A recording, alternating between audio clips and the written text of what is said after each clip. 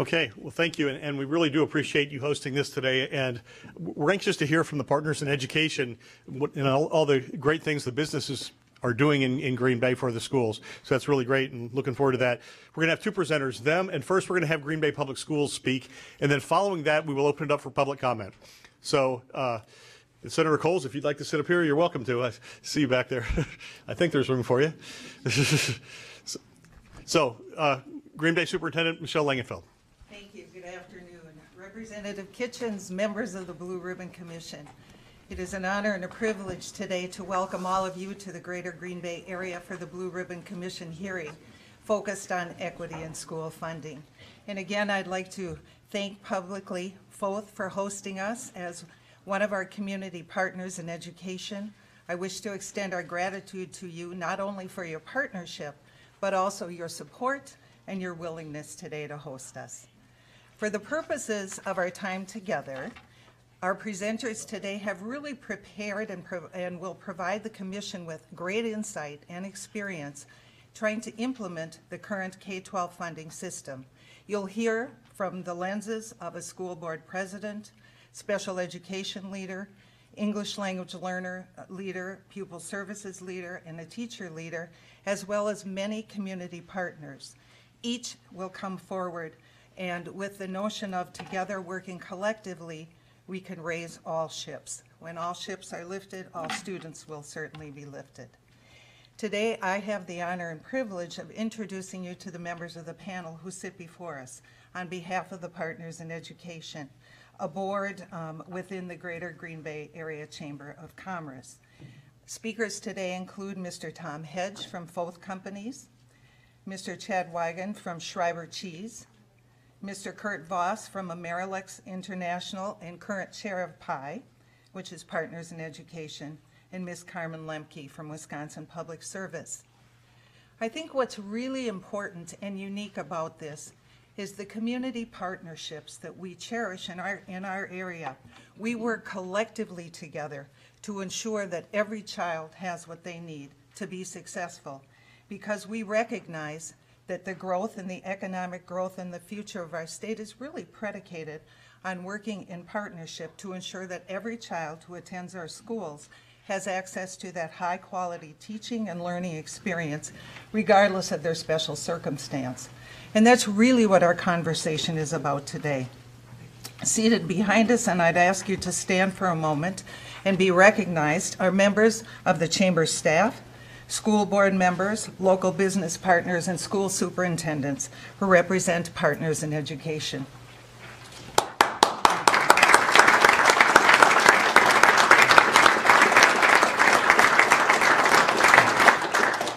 And of course, there is a host of community that are here representing a variety of areas as well who are very interested in having conversations with us. So without further discussion or ado, I'm going to turn it over to the panel today representing Partners in Education who will speak to our journey together. Thank you. Mr. Folt, you're going to start, or Mr. Hedge? We have Mr. Folt.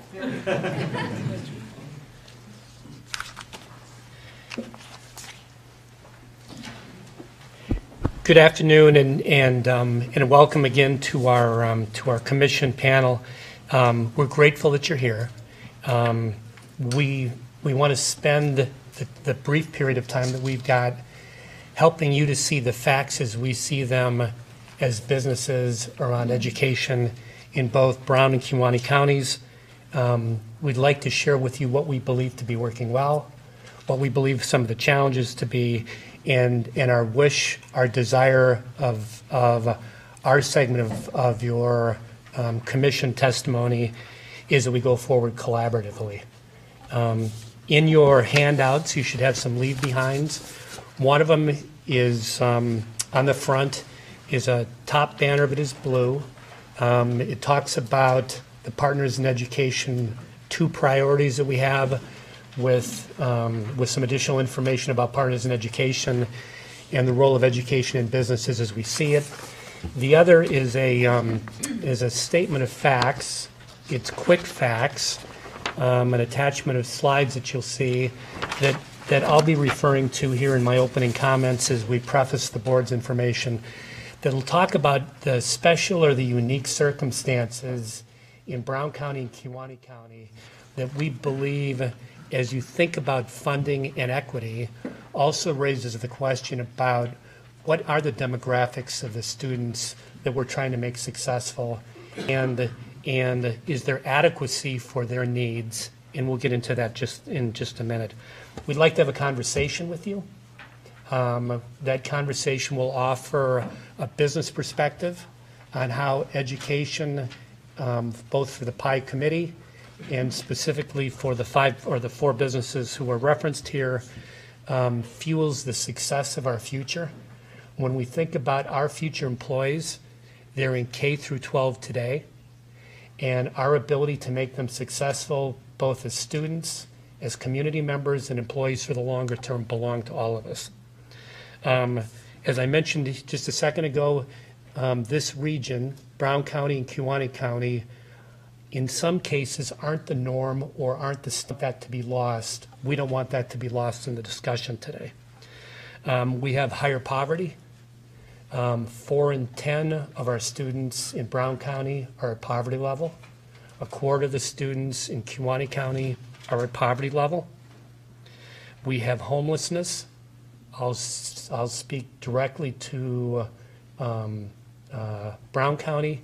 Our homelessness has tripled since 2003. And we also have 60% more second language learners in Brown County than is typical in the state.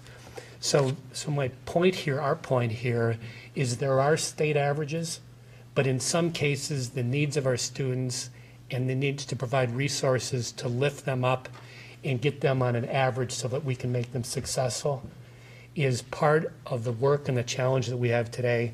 And I will openly say that that requires in some case funding and consideration, which is what we're all about, right? It's equity funding and it's adequacy funding.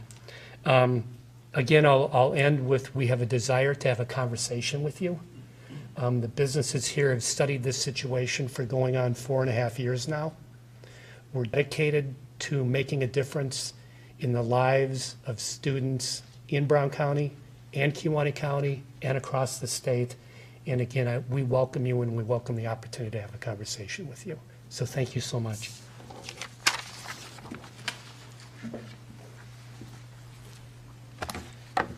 Thanks, Tom. Hi, everybody. Thanks for being here. Just for perspective and make sure we're dealing from the same basic premise, I thought it'd be a good idea to just review at least what I understand to be the objectives of the commission that you guys are a part of. And I'm reminded when I'm reading that and understanding the complexity of the situation that, they don't set up blue ribbon commissions to deal with easy to solve issues. So we recognize that this is a tough one, but that's why there's a blue ribbon commission existing to tackle it. So based on your original press release, it said, quote, your task is to examine how tax dollars are distributed to schools and make recommendations to better meet the students across Wisconsin. I don't think they inadvertently put the word across. That means the entire state. And this is especially important as this is an expenditure that consumes over 1/3 of the state's budget, which I'm sure many of you know. It also said that, quote, the current funding mechanism was first created in the 1970s, and a review hasn't been done in 20 years. We all know times have changed, state demographics have changed, schools have changed. It also says that, quote, every child should have access to a quality education in Wisconsin. Every child. This is backed up by something that's mandated in the Wisconsin state constitution, which says, quote, the legislature shall provide by law for the establishment of district schools which shall be as uniform as practical. That's what the state constitution says. From our perspective, due to some unintended consequences, nobody's fault, but the current formula hardly lives up to that standard. And that's one of the reasons we're here today. Now, we have to say, we'd be remiss if we didn't say how thankful we are to the legislature for some of the big changes that have occurred recently to address this issue.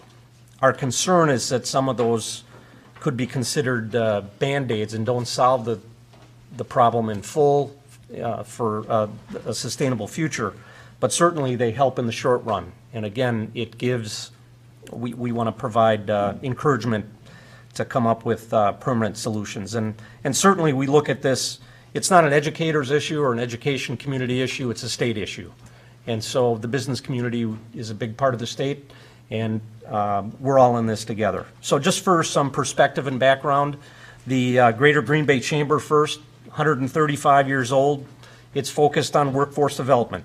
Its mission, quote, is to strengthen member businesses through enhancing economic and workforce development, resulting in improved quality of life in our community and region. We have over 1,200 members representing just under 100,000 employees. Total annual payrolls as of 2015 was over $6.5 billion with a B dollars. That's who we're here representing. Now, Partners in Education, our board is comprised of all the area superintendents representing our school districts, our 3 area college presidents, some nonprofits, and some local business leaders. Some consider this an unlikely partnership, but we're united behind our mission, which is to be the lead organization in our community for identifying, developing, and supporting education and business partnerships within Greater Green Bay to help all learners prepare for productive community life and thereby help strengthen the economic vitality of the region. Our member companies in Partners Education comprise over $5 billion in revenue, just under 10,000 employees, and service over 22 countries around the globe, just for some credibility for our group. Now, previously, we've been around since 1993, that being Partners in Education. The first initiative that still goes on today, you may have heard of the Golden Apple program, which is a program that recognizes and salutes area educational leaders and awards them for their excellence. In addition to that, as Tom mentioned a few years back, we sat down and really went into some strategic planning on what we wanted to do as a group. And that exercise was very challenging for us, but it was also exhilarating in that we found the time to really educate each other on some of the challenges that the educational community faces and also some of the challenges that business face. And what we found out is a lot of our challenges are common. We may call them by different names, but our challenges are not unique to each of us, but we all have the same issue. So we proceeded forward from a nonpartisan perspective, from a mutual win-win perspective where we're all stakeholders in this educational system that we're here to talk about today. And we came up with 2 initiatives, one being to encourage the legislature to find more equity in K-12 public school funding. There's relatively common agreement, at least I think, that the funding formula that the state of Wisconsin uses today to allocate our funds to the different school districts is flawed. What got our attention wasn't the fact that all but one of the school districts in our area receive funding below the state average. Our mission is to help find a solution to what has become a somewhat outdated system that includes some unintended negative consequences, and obviously even the creation of this hope. Our second initiative involves businesses and schools partnering up to help and encourage parents to become more involved in their children's education. Specifically, we want to expose parents to a greater degree to tools that exist to help them and their kids identify their interests and natural skills and point them towards different career options. In addition, we want to help make them aware of the importance of soft skills and emotional intelligence and how that translates into a more successful work career and more rewarding life. And we're not going to leave the entire task to our schools. Instead, the business community employs most of these parents, so we want to encourage them to utilize company time to promote these ideas to their captive audience. And we'll be presenting a little bit more information on that initiative in a minute. Now, the demographics, which I know a lot of us read, would suggest that we've got a major challenge. It's been 20 years since the incoming collective kindergarten class has been a larger number than the outgoing high school graduation class in that same year. It's been 20 years since the kindergarten class has exceeded the graduation class.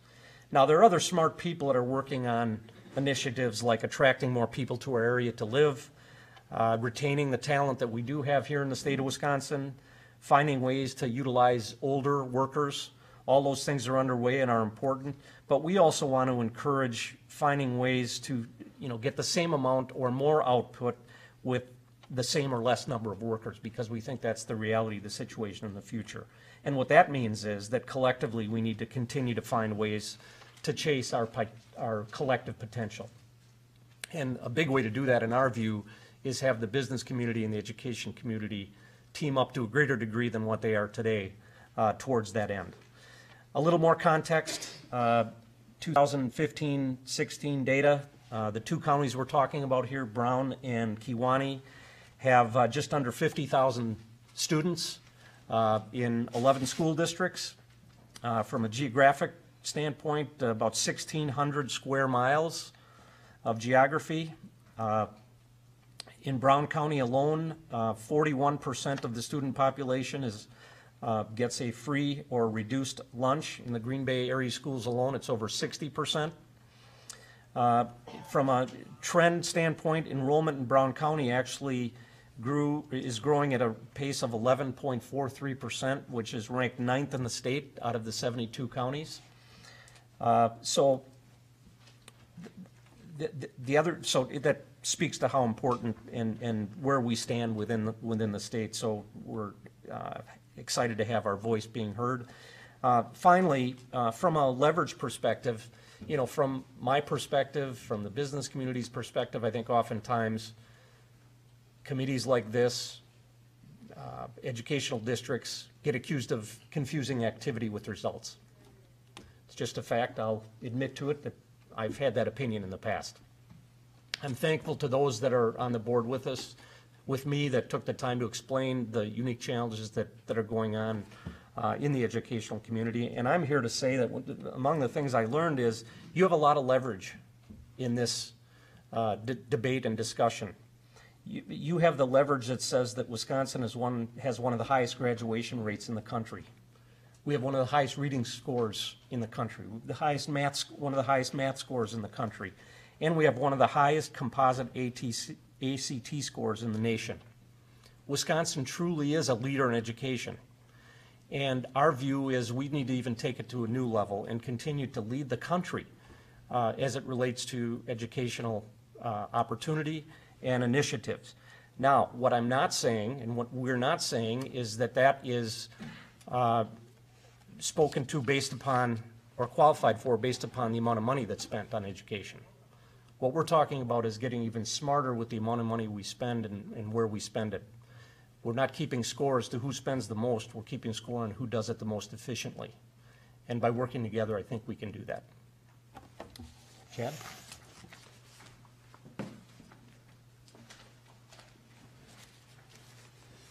Thanks, Kurt. I appreciate it. My name is Chad Wiggin. I'm the Senior Vice President, General Counsel, and Corporate Secretary at Schreiber Foods here in Green Bay, Wisconsin. Schreiber Foods employs about 1,200 people in the state of Wisconsin, about 8,200 people globally, so we have a sizable footprint. There are a lot of parents we employ, right? So this is an incredibly important initiative to us and something we're heavily vested in. We fully agree. This is absolutely a team effort. This is a team effort between schools, the community, and the business community like us. And we're in this together. We want to solve this together, and that's why we're here today. Education is absolutely a business imperative. So as I sit from my vantage point in Schreiber Foods in downtown Green Bay, Wisconsin, we have an aging workforce. I'm fortunate enough to lead what we call a business resource group within Schreiber Foods. What that means is we just have a multi-generational resource group. We have 5 generations represented in that resource group. That's remarkable. It's remarkable to have young students fresh out of school communicating with those who have steeped history and a lot of work experience, and then 3 generations in between them. It's really quite remarkable. So when we go to look for employees or develop employees, skills we look for certainly include didactic skills, which the great state of Wisconsin is known for, given its robust educational system. We look for soft skills, and we look for the emotional IQ elements. We want these folks to be continually and sustainably high-quality contributors to our organization. So we assess for these things, and we absolutely need them. It's absolutely an imperative for us. It goes without saying that a business of our size and many other businesses in this area, we have options, right? We have options, but we love the state of Wisconsin for what it's known for. Kurt did a great job of highlighting what all the great academic accolades that the state of Wisconsin is known for, and we want to keep that competitive advantage. Again, with 1,200 employees in the state of Wisconsin, 8,200 globally, we know that we have options. We've made an investment here in the great state of Wisconsin. We're not deviating from that.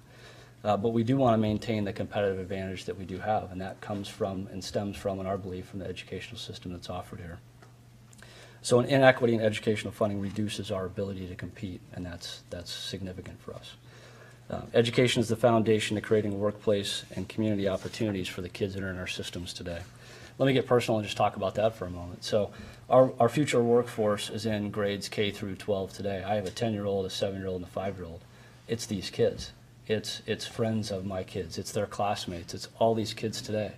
And so we'd love to see an equitable solution presented to these kids so they have opportunity to learn all the skill sets that employers like us look for.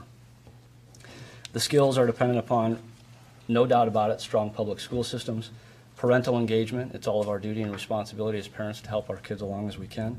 And I'm also going to say that businesses have a role here. As kids enter into our workforce, it's incumbent upon us to continue to train them to our expectations, to help them grow and become productive members of the community.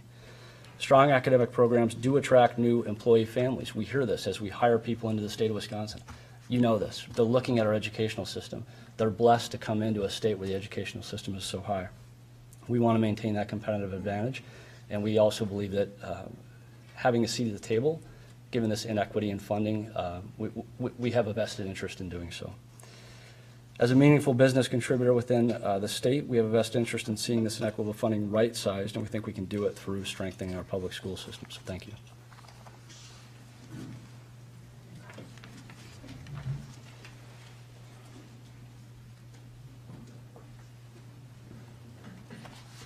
Good afternoon. My name is Carmen Lemke, and I'm a member of the Partners in Education Board. I also work for the local utility, Wisconsin Public Service. I've been with the company 30 years, and about 25 of those years I have spent in developing and fostering business, education, and community partnerships. So this is an area I'm extremely passionate about. I'm also a past school board member, so I appreciate those that have served in that capacity. How many of you knew what you wanted to do when you were in middle school or high school or early high school? Anybody? How many of you left high school and are still doing that career today? A few of us, me one of them. But that is not as common today. So what we are focused on as a parent engagement subcommittee of this very important initiative is we're doing two things. We are looking for ways to prepare parents to have meaningful conversations around careers, life skills, and their student passion. And just last week, Friday, I had an opportunity to sit down with my last child, who's now in 8th grade at Wrightstown Middle School, and have that academic and career planning discussion with myself, my husband, my daughter, and our guidance counselor. And it was eye-opening to me. I think I'm very involved with my child's life, but I learned a lot during that discussion. And I know that they need us, that the children need us, and we need to continue to be active in their lives and have discussions about future opportunities. So our group is looking at ways to engage parents, and we're working on developing resources and materials to do just that. One of the things that we're working on right now is going to be a pilot. We are developing a communication plan along in partnership with NWTC, their communications and marketing class. We have students that are working today on helping us develop some tools that we can bring out not only to parents and through the school districts, but also to the business community. In my company, WPS, we are prepared to pilot that in our company, hold some lunch and learns to, again, make sure parents know what resources are available to them. One of the resources that we're trying to point parents to is a website. It is called Your Future, and it is a tool that it is a platform that is allowing businesses to put out there our jobs, what we're looking for. It's a complete roadmap for them to determine their areas of interest, as well as what they need to do today to prepare for that future potential career.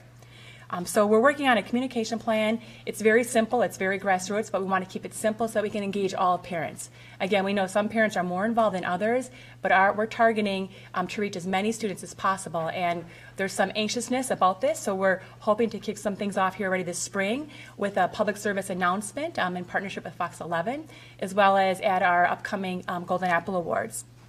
So the things that we're creating, we believe, will be scalable best practices. So not only will they be beneficial here in Brown County, Kewaunee, but we hope to share across the state. So again, really our role as a parent engagement subcommittee is to really strengthen and prepare our students for success, help them figure out a roadmap, and make sure, again, we have all parents at the table in those conversations so we can guide our kids the appropriate way. Thank you.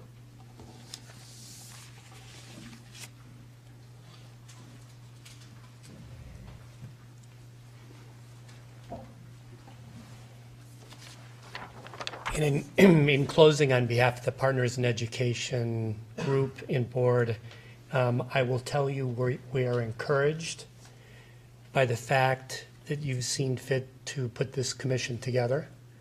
We're dedicated to the cause of education, both from an equity and adequacy of funding perspective, as well as working with parents inside of our schools, with students who are inside of our schools today, because we do believe that there's certainly a parental link, leadership, and planning that's necessary for these kids to be great at school, to be great in the communities, and to be great employees.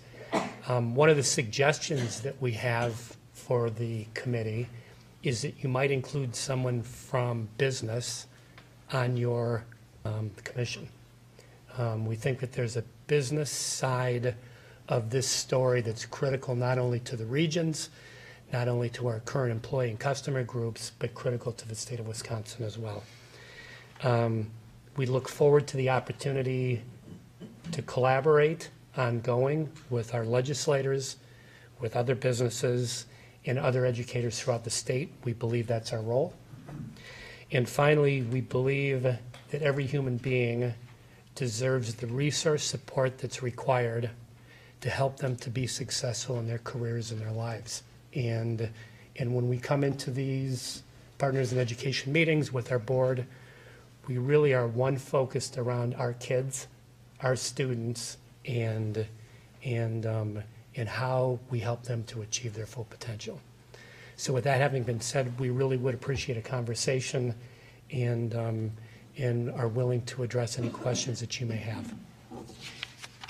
Okay, well, thank you for your presentation. And I know I've met with your group before, and I've always been very impressed. I think a lot of districts around the state are trying to involve their business communities more, but I think Green Bay seems to be doing it better than most. And I also really appreciate that, Michelle and the chancellors at UWGB and NWTC all seem to be on the same page, working towards the same goal. So I guess my first question, I'll start it off.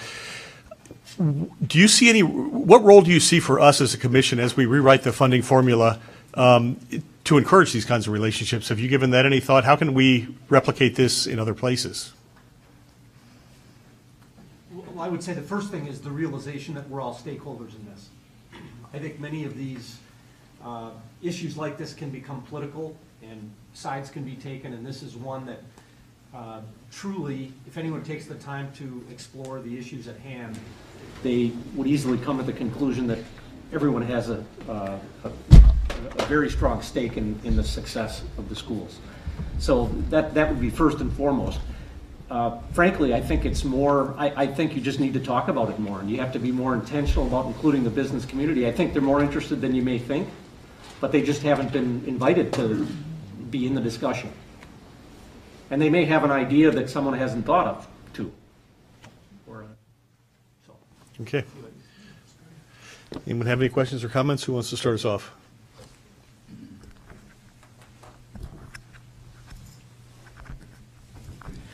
I'm delighted to see your work. I really appreciate all that you've done. You give us hope for the future. I, as I said earlier, represent the city of Eau Claire, and the city, the chamber has been very progressive and has developed a similar partnership, although I don't think ours is quite as defined. But we have a partnership with the Tech College, the UW Eau Claire, the business community, the chamber, nonprofits.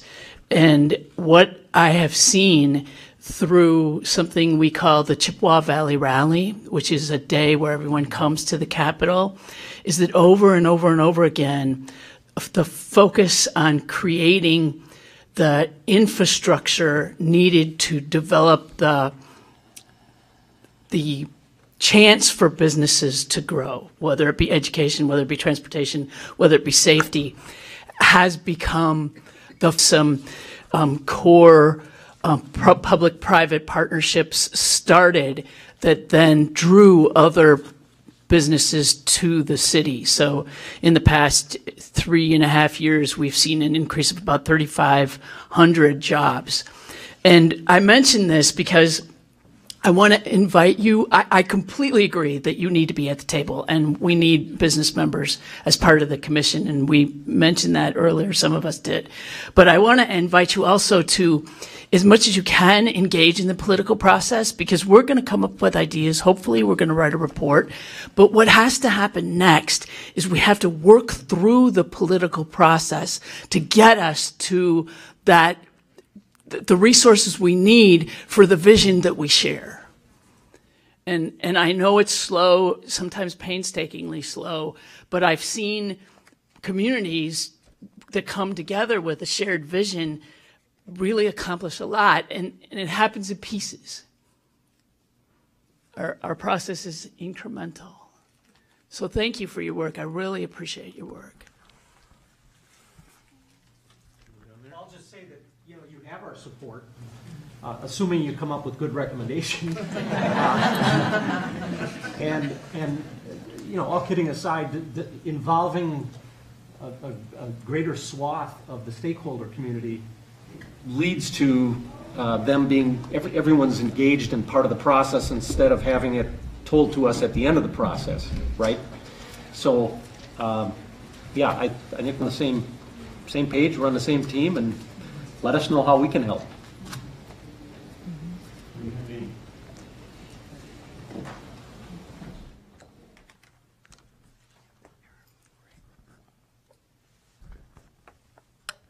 They told me I could push on them if they were sitting over there. Schools Can't Do It Alone was a starter for us, a book that we read collectively together with a recognition that sometimes we make important assumptions that aren't accurate, and how do we break through those barriers and really get to the heart of the matter, which really belong, and they sit in the seats today, the children. And I think that that's been the commonality that we share, and the recognition that the future of our state is dependent upon a well-educated group of students coming out of schools. So when we talk our story, we listened. It wasn't always swimmingly swell. Let me tell you, it was a little difficult for probably couple of years. We spent a lot of time engaged in very, very honest, direct conversations. We spent a long period of time learning about how much we're alike at the end of the day. We partnered with our business community, and they provided us with their trials and tribulations and some of the joys of working through different policies and things that are legislated both on a federal and state level. And we broke down a lot of barriers, and that's the piece when I think about our journey together, to really, really work the work and recommendations. The piece that I would never, ever want to lose sight of is the importance of ensuring that those need and deserve, as Mr. there. And maybe you can perhaps elaborate a little more on how we came to this partnership. And as important about it is the recognition that our focus has really been pushing on equity, around issues of equity for each and every child. Because just as I think some serve rural and suburban and urban, we have all of those in Brown County. We have children who are homeless. I think, Kurt, you said more than 1,000 right now. We have children who are living in poverty, and we also have children who are also very well supported in the journey. So it's really looking at how do we as a community own our future, and how do we as a state own our future? So I don't know if you want to comment. I'll just offer a little bit of perspective. I would say that the businesses who serve on the Partners in Education Board 5 years ago were tone deaf to this topic. Same superintendents also join on the board, same service providers on the board. We didn't understand that education is everyone's role and students belong to all of us for the economic health of our companies, the economic health of our region, and so that these kids can be healthy in the community and healthy at work. We thought that was the school's responsibility. And I think Kurt kind of chuckled a little bit. In our tone-deaf state, as we pushed the responsibility to the educators solely, the educators helped us to be more intellectually curious about funding, about resources, about the lack of average and norm kids we have in this area, poverty, homelessness, some of the challenges we need to fund so that we have adequate resources. And I would you give testimony at a Blue Ribbon Commission hearing? I don't think any of us thought that we would have had the platform and the knowledge that we have today to share this with you. So I think we've learned a lot. Courage is a lot of it. And as legislators, because of the work that you do, and you're called on between communities, between districts, we're going to require your courage as well, so that the human beings who are in school today can get the resources that they need to achieve their full potential. So we've been through this. We're not done. We're willing to help. If we can be courageous and collaborate together, that would be a wonderful thing. And I think businesses in Milwaukee are willing to help, Eau Claire are willing to help, Wausau are willing to help, Madison willing to help. These businesses want the best for the state, and I think Kurt said it, and what we should do collectively is just ask for help. I would just add, I agree with everything that Tom said. The only thing I would add is that I'd like to think that the educators learned too.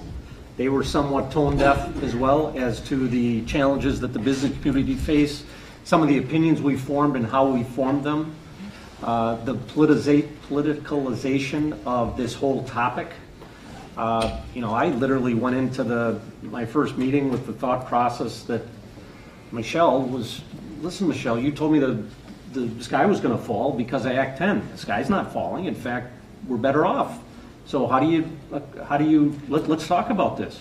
And we had some really good conversations around that, along with a couple other people that are here.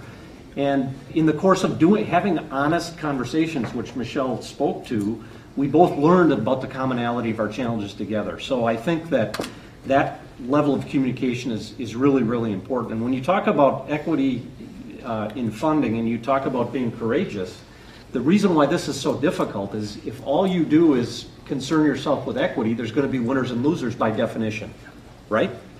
How can there not be? Well, just like it's not equitable for all but one of our school districts to be below the state average, maybe it isn't equitable that whatever schools are above the state average are as far above the state average as they should be.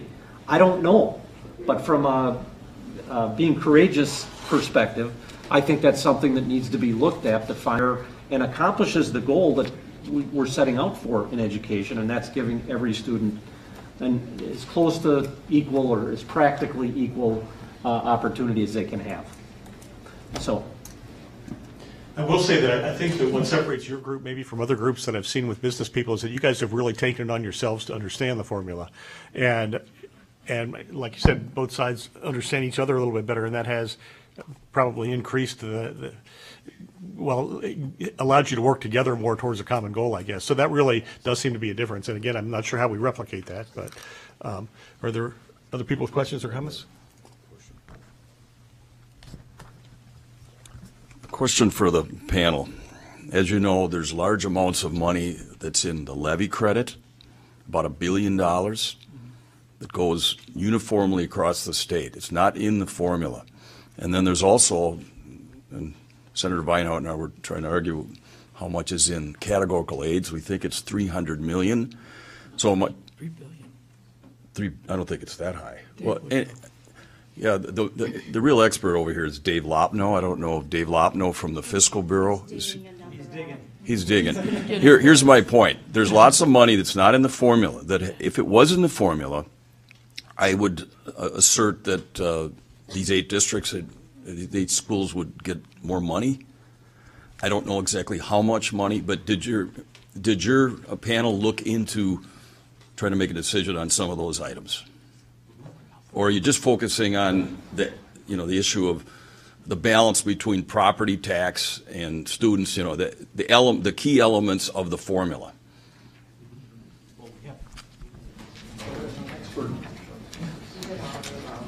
So you've got your experts and we have our experts. Well, we looked at the whole picture.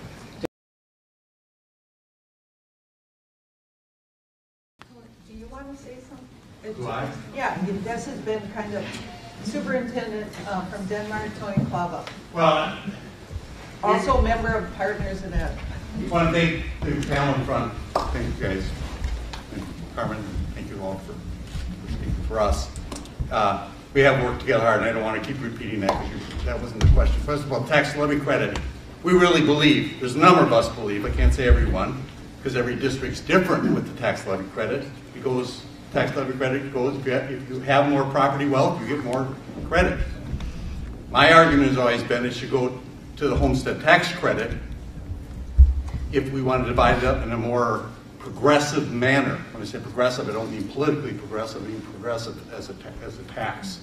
So I would argue that we should really look at that tax levy credit, not keep adding to it, because it's actually disequalizing a lot of property across the state. And I don't want to get lost in the weeds. I think I'll just stop there. I think it really, I'm glad you asked the question, Senator, because I really think it does have to be looked at. You've added a lot, the legislators added a lot of money to it for the last 10 years. And I think it's actually disequalized. And it counts as school money when not one school gets a dime of that money. Dr. Underwood is saying it's not. No, I would say it is disequalizing. Absolutely. And if it's not money that goes to schools, it's actually property Correct. tax. That's an important point to bring up. It's It not does money not for go to the schools. schools, but it's included in the 2/3. By the way, I didn't introduce myself. Tony Klava from the Denmark School District.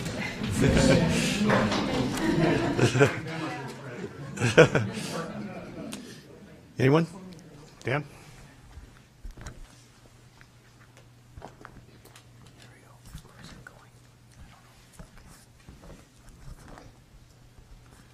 Well, I want to thank you for taking part in this. I think your comments suggesting that we engage the business community more and hear your voices, include you in commissions like this is very important. As someone who believes passionately in public education, I think we kind of lost our way, that we involve the public only in paying for public education, but not in a full range of investing in public education, which means taking part in the decision-making, understanding how it works, and getting involved. And I commend all of you for doing that. I commend the education community for engaging with you as well. So I just wanted to thank you. I'm engaged in a process to try to create a vision for education in Wisconsin, something broader than just funding, and I would encourage you to participate in that. I'll be reaching out to you.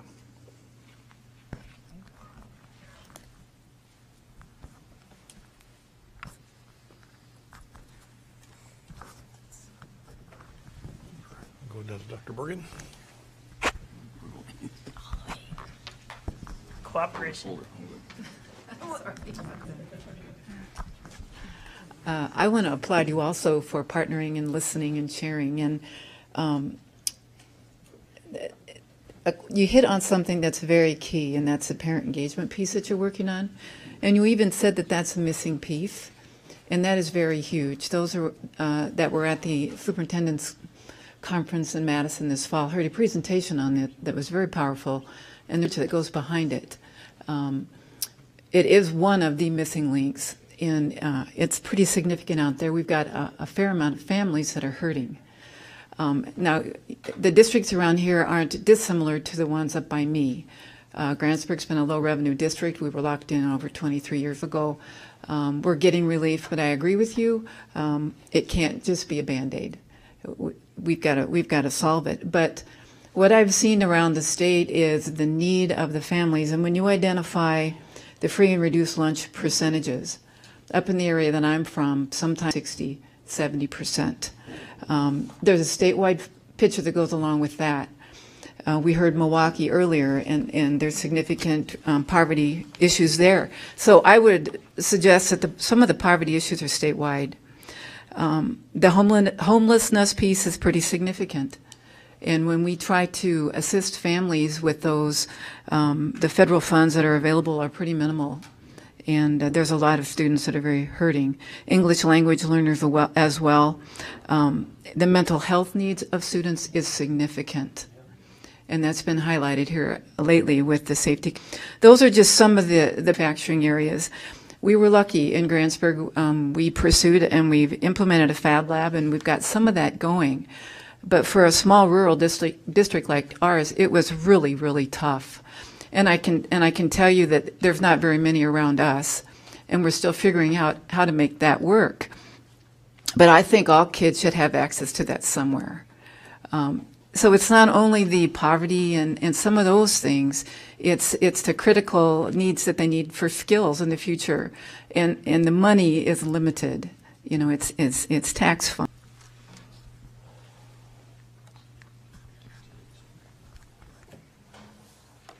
Okay, anyone else have question, comment? Last call. Well, again, thank you very much for coming in. I think Senator Weinhaus brought up an important point about your role, though. I think politically, the business community certainly can play a big role in this happening when we're all done. And I never gave an opening comment sort of saying what the procedure is going to be here, so I should say that quickly. This is the third of 6 public hearings we'll have around the state, and then we will go back to Madison. We'll be hearing from the National Council of State Legislatures, and they'll be filling us in on what other states are doing, and after that we'll start writing the formula. And how big the changes will be to the formula, we don't know yet. I guess we'll have to have those discussions, and the goal would be then to have it ready to be put into the budget during the next cycle, hopefully. So anyway, I think the business community will play a really big role in that. Everybody realizes that we have a worker shortage and businesses need workers, but sometimes that connection with the public schools isn't as solid as it should be, I guess. So that's where we could really use you guys. And I'll be happy to meet with you guys when this is all done to go over whatever we decide. So is that it? Well, again, thank you very much for coming in today. I appreciate it. I think next up we have Green Bay Public Schools.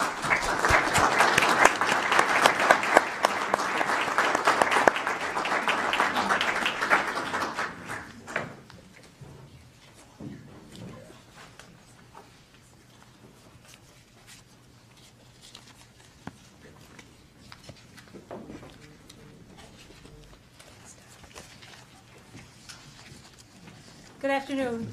I'm Brenda Warren, School Board President for the Green Bay Area Public Schools.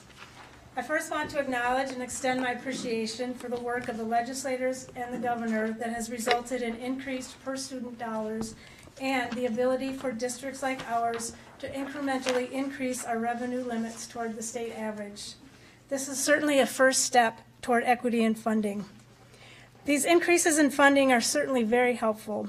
However, they still fall short of providing real equity for the students in the Green Bay Area Public Schools and other districts like ours who have higher percentages of low-income students and English learners.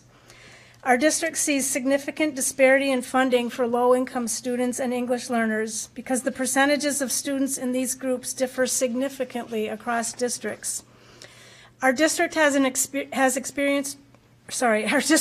increasing percentage of students who have experienced some sort of trauma.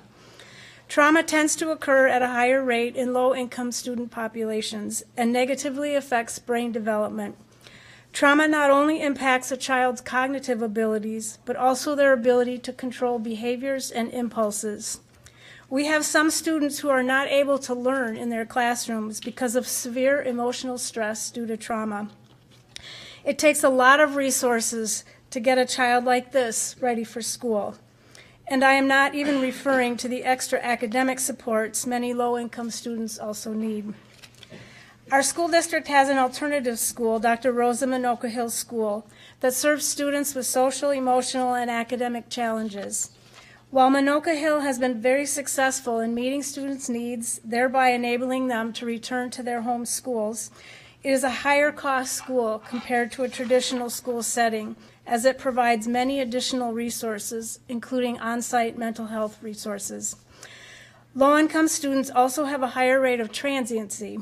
This results in students who need additional services, as they often have gaps in their learning. One solution to addressing academic concerns is to provide transportation to students when they move to allow them to attend their original school. However, this is a significant expense for which there is no additional state or federal aid. Due to the disproportionately higher percentage of low-income students in our district, our costs to provide trauma-informed care and other intensive services also increase at a rate that is disproportionate to other school districts. These same inequities occur with English language students. It costs more to support their language needs, but those services are necessary so that they have the same opportunities to be successful. Those costs, again, are disproportionate compared to other districts because districts like ours have a much higher percentage of our students who need English language services. Providing equal dollar amounts for per-student increases in funding does not provide the necessary equity to provide our low-income and EL students the supports necessary for success. Providing equity in funding will help to ensure that all students' emotional, language, and academics are needed, regardless of their circumstances, and that they all will have the same opportunity to become college, career, and community ready. I respectfully ask you to look at an equitable per-student funding formula that takes the actual costs to educate each student into account, rather than merely funding students with equal dollars as if they all cost the same to educate. I thank you for your time and for giving me this opportunity to speak. Then I'm going to have representatives from our district follow me to talk about their specific areas. Thank you. Individual students, we almost need to have an individual educational plan for those students and cost out what it takes to provide an equal opportunity for those students. We've been fairly quick to recognize in our educational funding formulas and in our laws that some students are more expensive to educate than others. And the clearest example of that are students with special needs, students with disabilities, for example. And we do provide additional resources to meet the needs of those students. We don't, at least in this state, we have not been very faithful about providing additional resources to meet the needs of students who have exceptional needs, who begin the race a little bit behind other students. What are your thoughts on how to, from a systemic standpoint, address that problem? I do think at some point, and I don't know, I was just talking to our CFO, who I don't know if he wants to get up and make a comment too, but I was asking him about, are we able as a district to through accounting, determine, what the increased cost per student is? And I think that's a start. I know there's a study that I was just handed when I arrived. It's a national study that looks at what it takes to invest in students that start behind for a variety of reasons. And so I know that that's available. I haven't read that study.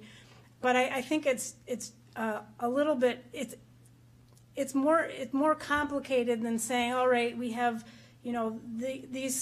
we have some of our schools that have 95% free and reduced lunch, so we could look at cost per student in those schools to give an assessment, but we've found that even within our own district, the cost per student differs depending on the size of the school and you know, other things. So it really would require almost a you know, student by student look at what the you know, when you have a student that's an English language student and they have a regular classroom teacher, they also have an English language teacher. So that teacher might have 7 to 10 students across their day, so you divvy up the cost of that teacher for those students and that kind of thing. So it is complicated, and I'm not an accountant, so I wouldn't have the, you know, be able to tell you how to do that. But our CFO did say that it would be possible with the, you know, the information that we have within our district. I guess what I'm suggesting is that whatever you can do to help us think about how we might approach this problem would be helpful. Yeah, okay. Some states have used kind of a census approach where they create categories of students and they assume that those students require a certain additional amount of cost. That's not really individualized. It's kind of a proxy measure. But anything we could do, I think, would be a step toward equity, whether or not we're able to ultimately achieve exact equity. Yeah. Yeah. All right. I just, first of all, thank you, Dr. Warren, to be able to serve in a district where a Board of Education values innovative practices and keeps their eye on the fiscal responsibilities while making sure that spending countless hours trying to figure this all out. I appreciate that very much. One of the things that keeps coming to mind that comes up, and I know that John Cash, our Chief Financial Officer, is behind you, and you've referenced him a couple of times, is flexible funding mechanism. And that keeps coming up in different conversations, a conversation I had with John as well, that would afford some sort of local control or some sort of flexibility based on need as opposed to and affording elected officials and local control to be able to determine financially and be held accountable at the same time, a fiscal place to do that. And I'm just curious, as I'm looking at a document, I don't know of a lot of states that have that opportunity, but I would be very interested in some sort of mechanism that affords some areas of flexibility. I think what you described is really important. One of the things I don't want lost in your testimony that I think is very critical is there are times that school districts know what to do. They see scalable opportunities. Dr. Warren referenced some programming that we have that we would love to expand around alternative pathways for kids, but it's looking at, we provide basic educational needs and keep moving that way, and even in innovative practices and opportunities like that to scale up to proof of concept kinds of things. And I don't know if you've had those thoughts or where the board is at with that in terms of just the scalability sometimes is really frustrating for me when I see that it's working, and I know that our board as well has struggled with that. Yeah, and I know Rose and Oka Hill School is essentially full, and so we're stuck with kids who really would benefit from those services and trying to make do in other places. And we also have an academy program to help seniors who are way behind in credits be able to gain credits in the course of usually it takes them about, anywhere from 9 to 13 months to acquire the credits to graduate based on a competency-based formula.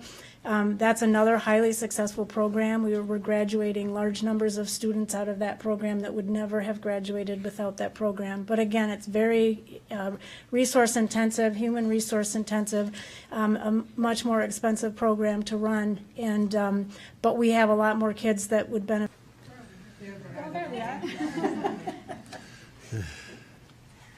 Good afternoon. I'd like to thank you for the opportunity to speak with you this afternoon. My name is Julie Seefeld, and I am the director of the English Language Learners programs for the Green Bay Area Public Schools. Our district educates 4,600 English learners, which is about 22% of our total population. to look at the number of English language learners we are educating in the Green Bay Public Schools in a different perspective. 91% of the public school districts in the state of Wisconsin do not even have 4,600 total students enrolled. So the last state budget, the Department of Public Instruction requested an additional $4.3 million for bilingual bicultural program reimbursement funds. These funds help districts with the cost of educating the English learners. Sadly, the requested funding for the bilingual bicultural program reimbursement was not included in the last state budget. The past 28 years has seen the bilingual bicultural program reimbursement rate decline. In 1990, the reimbursement rate was at 63%. In 2000, it dropped to 20.6%, and in 2010, it fell to 9.7%. The current reimbursement rate for bilingual bicultural programs is at approximately 7.9%.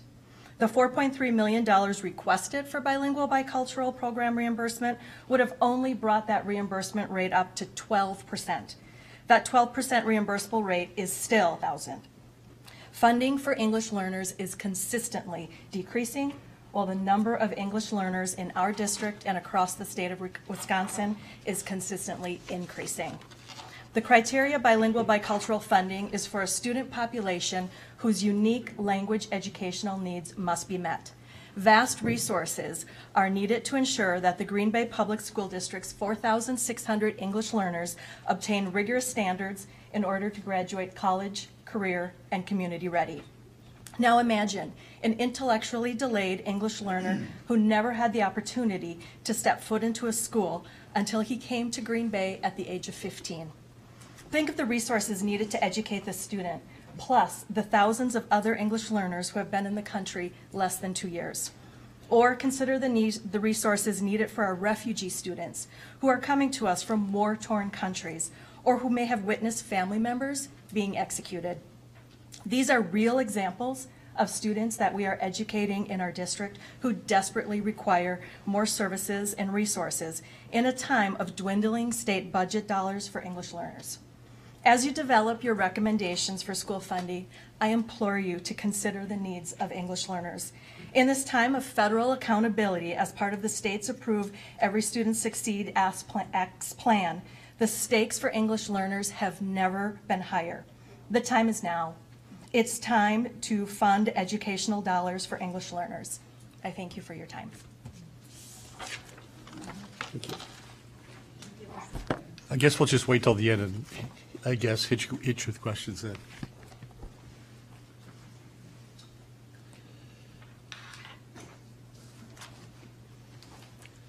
Good afternoon. Daniel Pink reminds us is human capital. Students in the Green Bay area schools are rich in diversity, from learning styles, races, cultures, socioeconomic statuses, and even personal trauma and privilege, although they all reflect the facets of a teacher's enriching universal instruction day in and day out. As special education leaders, we strive to build up our human capital capacity, even through budget limitations. Historically speaking, IDEA Part B grants to states has only been funded in a range of 18%, when 40% was promised years ago in 1970%.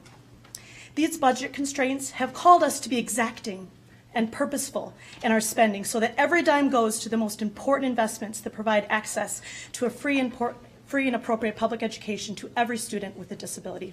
I will share examples of these budget constraints now.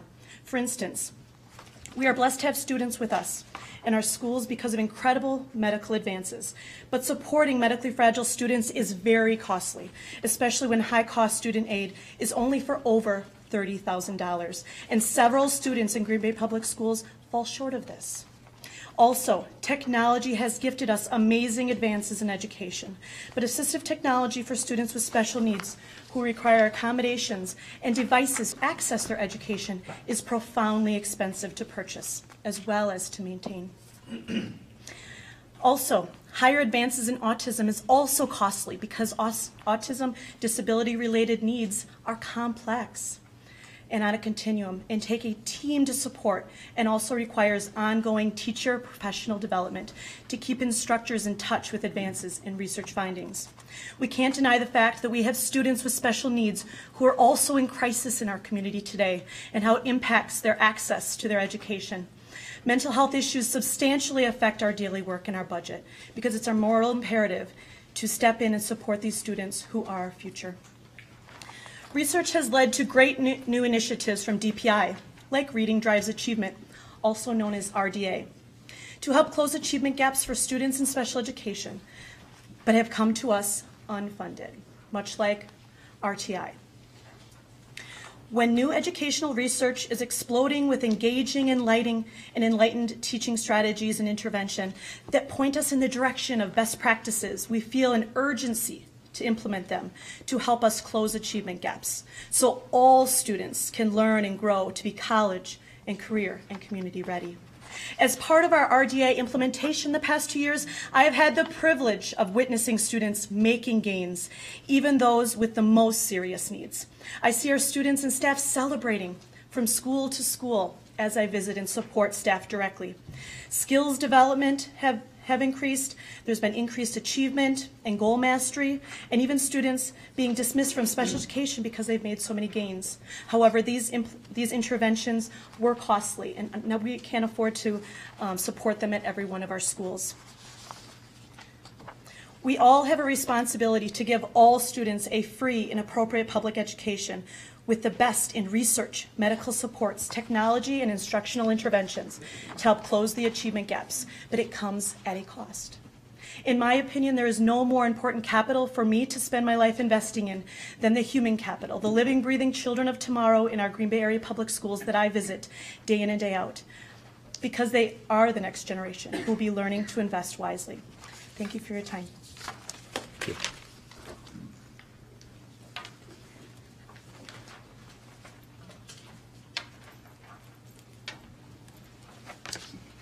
Good afternoon. My name is Christina Jingle. I actually recognize some of you. I also spoke at the foster care task force that came into the library I think it was in February. So I just really, truly value that you guys take this time to hear from our community and our school district. I serve in the role as a social work school coordinator. And the purpose of my input today is really to provide a local perspective on the scope of the needs of our students and our ability to comprehensively meet those needs. It just so happened as I was preparing today and kind of getting through my emails, there was just recently released information from the Wisconsin Department of Public Instruction. It was a snapshot of results from the Youth Risk Behavior Survey, which is a survey that captures information about health risk behaviors of our students. What we saw, what that showed in that snapshot was some positive trends, which were that there has been a decline in substance use, including alcohol and marijuana usage by our students. But unfortunately, higher rates of students feeling sad and hopeless and considering suicide. And I think about the implications of that. And I know that that hits home for us. We've lost students in Brown County this year. So that is very near and dear to my heart. The news release also noted that nearly 50% of girls and 30% of boys report anxiety. When I think about that, almost 50% of girls report anxiety. I think that that number is just so incredibly staggering. But then I really reflect about our students, and I guess I'm really not overly surprised about that number. And as a school social worker, oftentimes people will say really kind of well-intended comments to me about, thank you for helping those particular students. But I really want to challenge us all to think about the support that all of our students needs. And to think about students, for example, that those students that are taking many AP courses, advanced placement courses, they're involved in as many extracurricular activities as time will permit. They're very actively preparing for their ACT. Think about the immense pressure on our students these days. And I definitely have seen the negative implications of that. I also can say that many of our students have suffered losses, including parents, siblings, close relatives. I can't imagine being not even out of high school yet and losing a parent. And I think about our society and the safety concerns that have been occurring within our society. And although I can't directly connect what's happening in our society, and potentially with the exacerbations of symptoms of grief. I can certainly share that this has risen to the forefront in many of our schools, and we are actively trying to support students to positively cope with grieving. Safety concerns have a significant ripple effect on our students, our parents, and our community. Although I want to emphasize that there is a need for support for all of our students, the Youth Risk Behavior Survey certainly references the disparity found in certain subgroups as well, including those who identify as LGBT and those of our homeless students, as mentioned earlier. I'm continually amazed by the resilience of our students and families. Just over break, we were on spring break. We got the luxury to be on break, and while we were on break, a family member reached out to us, and due to unforeseen circumstances, she had abruptly lost her home. Therefore, she wasn't able to plan. She had a little bit of money that she used to stay in a hotel for a while, but she had depleted those funds. So just like many of our other families, school is really the first go-to to start that problem-solving process. Also, another family that just is new to our district, just enrolled, we were able to learn that they came from a traumatic situation, had endured traumatic situation and events. Now they're living in a new house. They're attending a new school. And what we know about the impact of trauma and adverse childhood experiences, we wanted to make sure that we had a student service personnel to be there at that school. Unfortunately, with our staffing ratios, many of our elementary schools do not have a full-time student services personnel. So what we did was we were able to adjust the schedule to make sure that somebody was there, not only to make sure that those students had basic needs met, school supplies that are so important, but that they felt safe, comfortable, they knew that we cared about them, and we wanted to help with that transition. But conversely, what happens is then the school where the social worker was supposed to be didn't have a student service personnel there that day then. So that meant those students' needs were not necessarily being adequately met. This is essentially the daily decisions that we need to make to prioritize our time to meet our student needs. And it's a current reality of the insufficient student services staff. Our district is way below the recommended ratio of student services disciplines, and I'm quite confident saying our district isn't alone in this. One of the things that our district does to offset this shortage is to actively pursue grant dollars. However, there's some inherent problems with this approach. First, grant writing requires an immense amount of time and energy. The person writing that grant then, the other aspects of their jobs fall to the wayside, which again negatively impacts our student delivery services. Secondly, when writing grants, we really strive to develop a strong sustainability plan, but it's really difficult to continue the same level of service without allocating district funding once grants sunset. So, for example, just this year, we've had a grant that we were able to compete and secure that we used for this LGBT population I referenced earlier. This is a marginalized population that has disproportionate rates of substance abuse and mental health concerns. And over the years of the grant, we've been able to form an active professional learning community that's in staff not just in our high schools, but our middle schools. We've been able to capitalize on opportunities to build capacity and to make sure that our schools are safe, inclusive environments for all. However, this particular grant is going to be sunsetting this year, and it's again leaving us in this predicament of having to prioritize and make difficult decisions on how to comprehensively meet the needs of all of our students with such limited resources. This is the ongoing struggle school districts face every day. So I just want to conclude by asking each of you to please be cognizant of this struggle as you are involved in decision making with allocating resources. And again, thank you so much for your time today. Okay, thank you.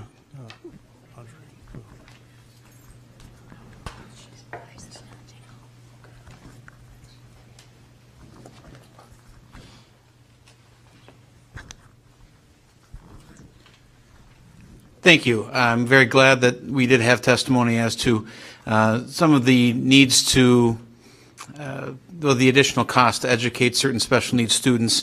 Certainly something that I've talked about with some of my constituents, certainly one of the areas where I think the current funding formula doesn't take all of those factors into consideration. One thing that you had talked about, though, regarding ACEs or adverse childhood experiences, do you have any sort of a regularized assessment of where some of your traumatized students might fall on that scale? And is there any sort of a quantification that would be available just to kind of get a sense of how many students are at a certain level or not in ACEs? Well, that's tricky business. And so we definitely do not want to administer the Adverse Childhood Experiences Survey to all of our students, because we want to really use more of a universal approach.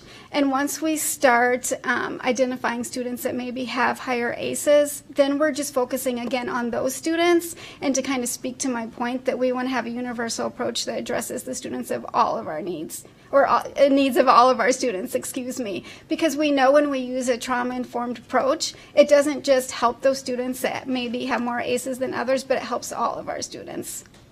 Very good. Thank you. Yeah.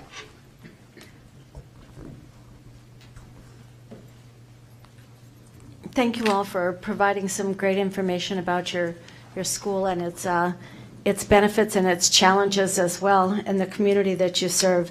So I just want to start out with a question about serving the needs of English language learners, students who are homeless, and those with disabilities.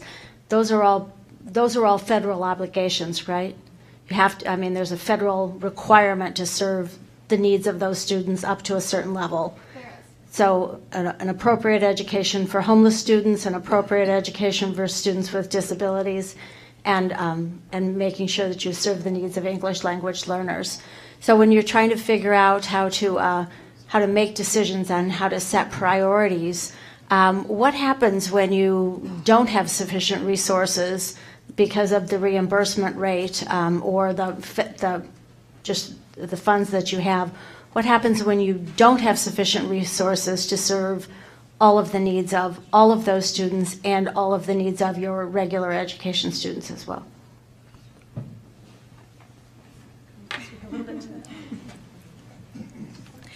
And you can tell me that never happened. Having students making behavioral and academic growth and implementing interventions.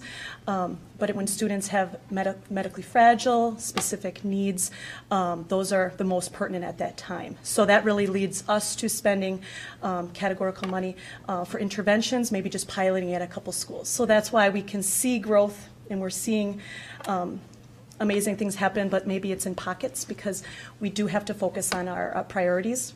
And sometimes that's not the academic interventions and things like that we would like. High poverty schools, they're exhausted. They're exhausted from trying to meet the needs of students on their own, because we don't have enough in the classroom. They work really hard and they do an amazing job, but they're just tired. And have you had to cut any of those resources and supports that you might be able to give to classroom teachers? Well, I think the supports that all of us have been talking about are supports of our trauma, our kids that have experienced trauma, our kids that are having mental health challenges, our students that have pretty severe academic challenges and things like that. I don't know how that it should be necessarily looked at as a cut, as opposed to we just never had it to begin with, because we don't have that funding. And so we do what we can with what we have, and I think a lot of that falls back on our classroom teachers. Thank you. Mr. Chairman, if you could just give me just a quick question. When we were in La Crosse a week ago, we heard testimony from teachers about how the mental health needs of the families and the students had changed dramatically in the last 6 years or so. Questions of meth, addiction, homelessness, people dealing with severe mental health and crises, and how that one chemistry teacher, for example, said, I spend way more time counseling than I do teaching chemistry. And I think that's good for us to hear because we don't see what happens in the classroom. We don't know what challenges the students are facing. It's good to have the surveys, but it's also good to have the stories. I guess my question is, can you collaborate that you're seeing here as well as in La Crosse on increased mental health and families in crisis, children in crisis?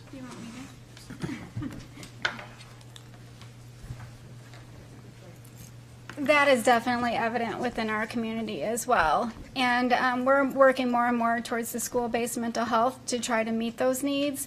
And while I don't know of any cuts occurring in our district, I can speak from social workers. What I can say is staffing has remained flat. So what essentially has happened is there's an increase in needs, but there hasn't been an increase in staff to address those needs. So that's how I would respond to that question, but that is definitely true. Like we're doing more and more around mindfulness, we're doing like yoga in classes, we're doing all kinds of things, and people could be teaching the highest quality math curriculum all day. But if they're not ready to learn, they're not going to be able to advance their math skills. So that's why more and more teachers are required to do some of these things, and sometimes it does take away from instructional practices. But in the long run, we're going to make further advancements with that approach. If I could, to your question about the stories, I think about the trauma that our students, many live in each and every day, and I think that what happens with our teachers, and when I was a principal, serving as a principal, I used to worry about certain teachers who serve special needs and high needs children all day, day in and day out, and how they were functioning at the end of the day exhausted, and I'd see them leave and talk about what resources they need. The difference I see today that's very, very critical is that you see many, many teachers in regular education classrooms because of high need students on every level that bring to the classroom their lives, and the teachers start to internalize and support the children the best they can. And I'm going to share a story of one teacher who said to me, "I can't do this anymore." And the teacher was significantly younger than me, and I said, "Oh, come on, I'm old and I'm still here." And she said, "No, because when I close my eyes at night, I can't sleep because I see all the children I didn't serve." And I think that, now I'm getting emotional. Our teachers do a good job. When you ask what happens when there's not enough resource and money, we try to figure it out as best we can. Obviously, we have federal obligations that become the priority, and there is no choice.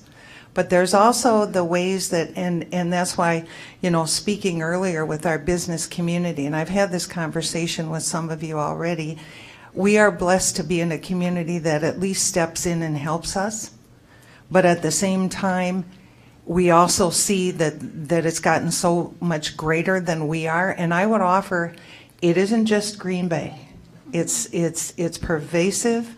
Every superintendent that sits in this room, I can tell you, can share the same kinds of stories at different levels, and every board member. And I think collectively, we are working the best that we can. But the reality is it becomes when you've got not only care for the students, we now are looking at care for our caregivers, our teachers in our classrooms, our administrators who work tirelessly as well. And collectively, I do think that we're at a critical point where, as Luther isn't here, but it says we have no time to lose, folks. It's go time. It's go time. And that's why I can sincerely appreciate the work that we're trying to do, and every person who sits in this room, because there isn't a single person in this room who does. Christina, I want to say that I can relate to what and the light was on, and she was telling me she couldn't sleep because she was thinking about the little girl who scratched herself until she bled every time mom's new boyfriend stayed over at their house. or kids that came to school with shoes and boots with holes in them in the middle of winter. And the first year she had that job, she had 250 students. It was a brand new school. Next year she had 600. The third year in that job, she had 900 kids to care for in 2 separate buildings. So she had to walk 2 blocks in the middle of winter to get from one building to the other. And she decided she couldn't do it. She was spending thousands and thousands of dollars out of her own pocket trying to care for some of those kids. And I can tell you it's not, I mean, it's common in every school district. This was in southeastern Wisconsin, in a suburban community. So I understand what you're saying. I wanted to ask Nicole, we heard some comments here about the school levy credit. It's about $1 billion a year. It's property tax relief. It's kind of like a coupon that the state gives you. When you go to pay your taxes, the state pays a portion of it, just like the coupon reduces the net cost of the products you buy. I think figures I looked at just before this hearing, we have about $1 billion in unreimbursed special education funds across the state in all of our 422 districts. If the state would fully fund those special education costs, what would it mean to your students and what would it mean to your districts? And maybe this is an unfair question. I've been asking unfair questions of people. Maybe this is a question for your CFO, but could you talk a little bit about what you could do and how you wouldn't be pitted against regular education programs for resources if the state would fund? I could touch on that a little bit, but I'd like to start with, I think, what you ended with, that I think we want to remember that the special education students are already part of Universal and they're part of all of the students, so that's really the approach that special education is really taking, is that working as a team and collaborating with the general education teachers is the best approach to support them inclusively. But also, I would go back to some of my talking points earlier. I think investment further to support assistive technology. There's an explosive amount of technology out there that to purchase and support students, to give them accommodations in the classrooms and with our assessments to get access, as well as communication devices for our nonverbal students. The sky's the limit with opportunities, and I mean, there's things that we're able to try some things with some students and maybe get a grant, and if the student happens to exceed the high cost student ratio, we can invest in those things. But I mean, in general, like I mentioned before, I'm very passionate about the achievement of our students with Reading Drives Achievement and purchasing more of those interventions, because that's really what we're focusing on, is closing those achievement gaps. So those are just a few things to touch on.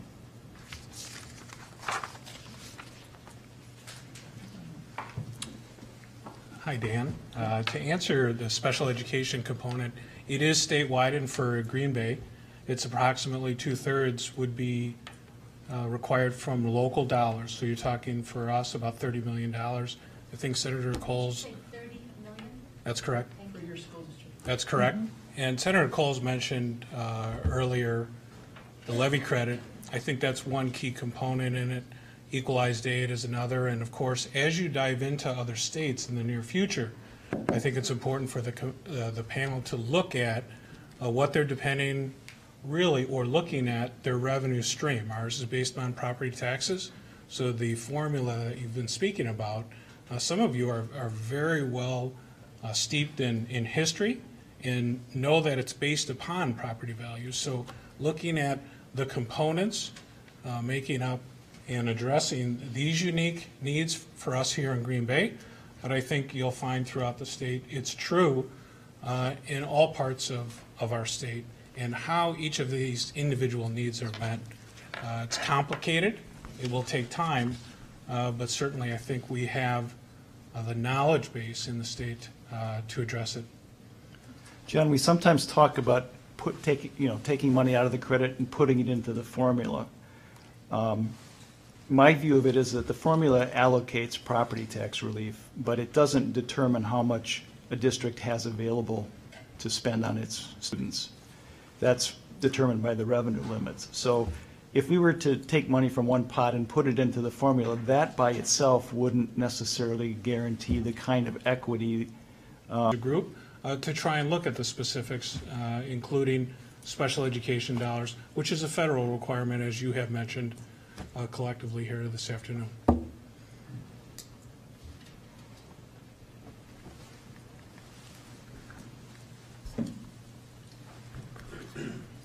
Thank you all for being here in your testimony. I'm supposed to introduce myself quickly since I was late. I was still in Madison time, so all of us always show up to our meetings late. I'm Representative Quinn.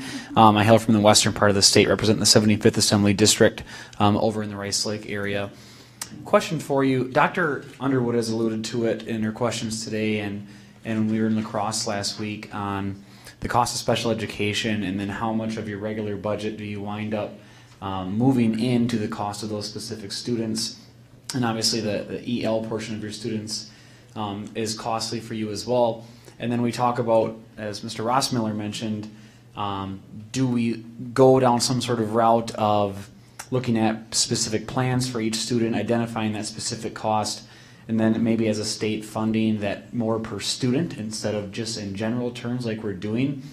But my question for you is right now is you have the ability somewhat when you do shift those dollars for special ed students, you have some of that flexibility of what you want to do with that student or identifying that student's needs. So my question is, do we try as a state, because we're talking about rewriting the funding formula, do we institute some sort of best practices across the board depending on the high needs of that particular special ed student? And that's what you get, and that's how we fund it, and there is no special education categorical aid because we do it that way? Or do you allow a continued categorical aid which you have some flexibility? So my only concern is how rigid do we go with funding, or how flexible could it still be maintained as you're looking to provide the best possible education for that student? So my only concern is if we go down the route of individualized plans and funding based on individualized plans, do we implement just best practices and that's what we fund to, or do best practices obviously continually change over time? And now we've set a formula that, we're kind of stuck again in 20 years from now, we're still looking at it and we're back to the same table. So I'm just wondering if you had any thoughts on that, just as through your work with your students that have varying needs. Do you see merit in more of a generalized formula that allows school boards to invest more resources where they think they need it, or should it be as an individualized plan identified by you but then paid specifically that way from the state? Just speaking specifically for our district, I would say that an allocation of funds that are not specifically tied to best practice would be the best option for how we, do business in our district. And I say that because we have, again, a number of innovative programs that we've started over the course of the last, I would say, 4 or 5 years. And we have the luxury of being able to start a program without then being tied to it and saying we have to do it for 10 years because we signed up. We have the luxury of saying, we're going to try this. We think it'll work for kids, and if it doesn't, then we'll back out and we'll try something different. Because I think, as has been evident in everyone's testimony, come to you speaking at home, because I think when we think about English language learners, we tend to think of Latino students. Didn't have that problem when I was in school. Times change. Yep. I would also offer one of the things that we have a fairly large Somali population. We have 600, over 600 students in our district. So we now suddenly have our black population has become partly an English learner population. So that adds an interesting dynamic to that data because it just changes how we look at. And most of those students are classified as refugees, many of those coming with very limited or no formal education whatsoever. And just to remind you that we have students in special education, also EL, also potentially experiencing trauma, and where all these... Correct. Lots of overlap and intersectionality. Absolutely, absolutely. So if I could just... And that's once 20 kids in a 20 kids particular language. in that right? language group. So once you do hit those trigger numbers, then you must have a state-approved program, and it is through that approval that you can apply through the bilingual bicultural reimbursement. So with your 31 languages, you could have 19 kids in each of those 31 languages and not qualify for any Correct. aid. You could. Okay, There thank was you. something in the bilingual bicultural, though, that did, especially for the smaller districts, that didn't hit the trigger numbers. There was something in the last $4.3 million that did address those smaller districts that would not hit the trigger numbers. But that wasn't approved by It was the- not approved, correct. Thank you. I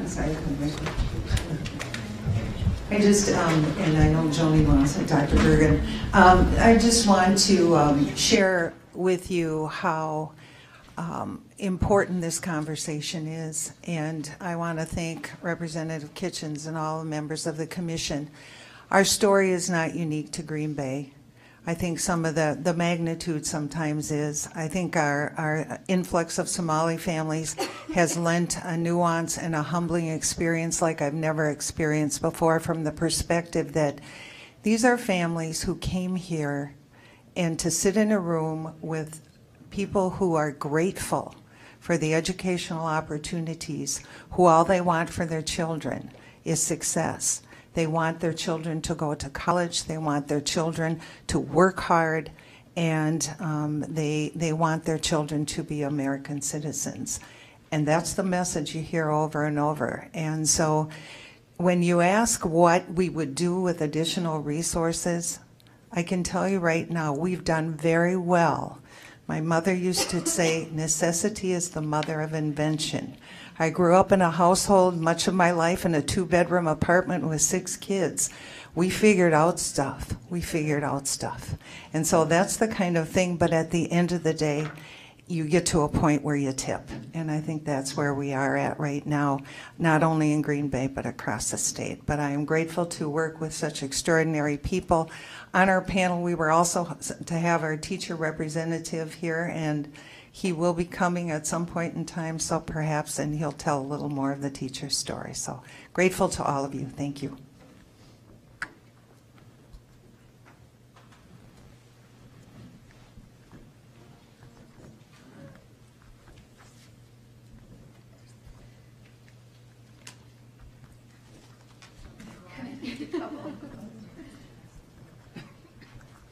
A hearing is a two-way street, and there's some of you out there that have got some excellent expertise, and I know eventually down the road we are going to be hearing more from how other states do it. But if you would mind helping, and maybe some of the rest of you that are really up on this kind of thing, I think it would be helpful for it maybe to plant the seeds in our minds here today. As you heard Michelle talk, and I know from my experience and the other superintendents out there, as we go to these hearings, you will, the themes are emerging and they're everywhere. The needs are great. Kids have changed. And funding is limited. It's taxpayer dollars, and there's only so much to go around. And we spend so much time talking about how we're going to tweak the formula or weight this and weight that. But the bottom line is there's limited funds to go around. So my question to you folks that are just up on the latest with the state school finance laws, I haven't had it for a while.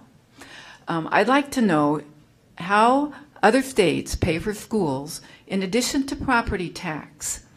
So the question is, how do we find more revenue that we can wait for pupil needs?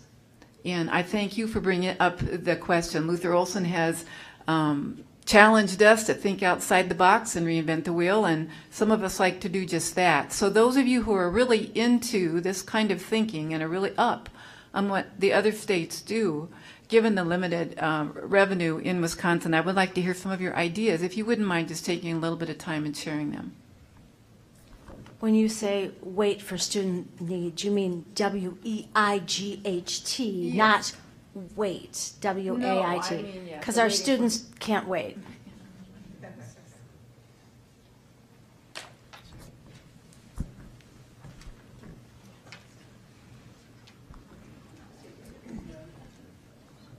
Anyone else have any questions, comments? Any final comments from you guys? So I really appreciate you guys coming in. I think that, you know, Green Bay, as Dr. Langenfeld said, a lot of the problems are common with everybody else, but you guys also do have some unique things. I think the huge influx of Somali refugees is fairly unique here. And I'm always impressed with the things going on in Green Bay. So again, you have your challenges, but you guys are doing a lot of great work. So thank you for coming in today and sharing with us. You can come visit anytime. I know some of the polls you have been in and visit. Thank you. Thank you for coming. Yes, thank you. Okay, thanks.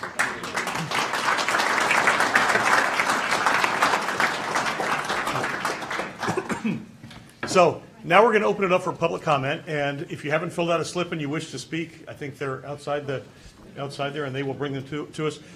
We have a pretty sizable stack here, so we're going to ask that you keep it to 5 minutes, and we have a timer here. I just would like to say, though, our commission will not control how much money future legislatures or future governors put into education.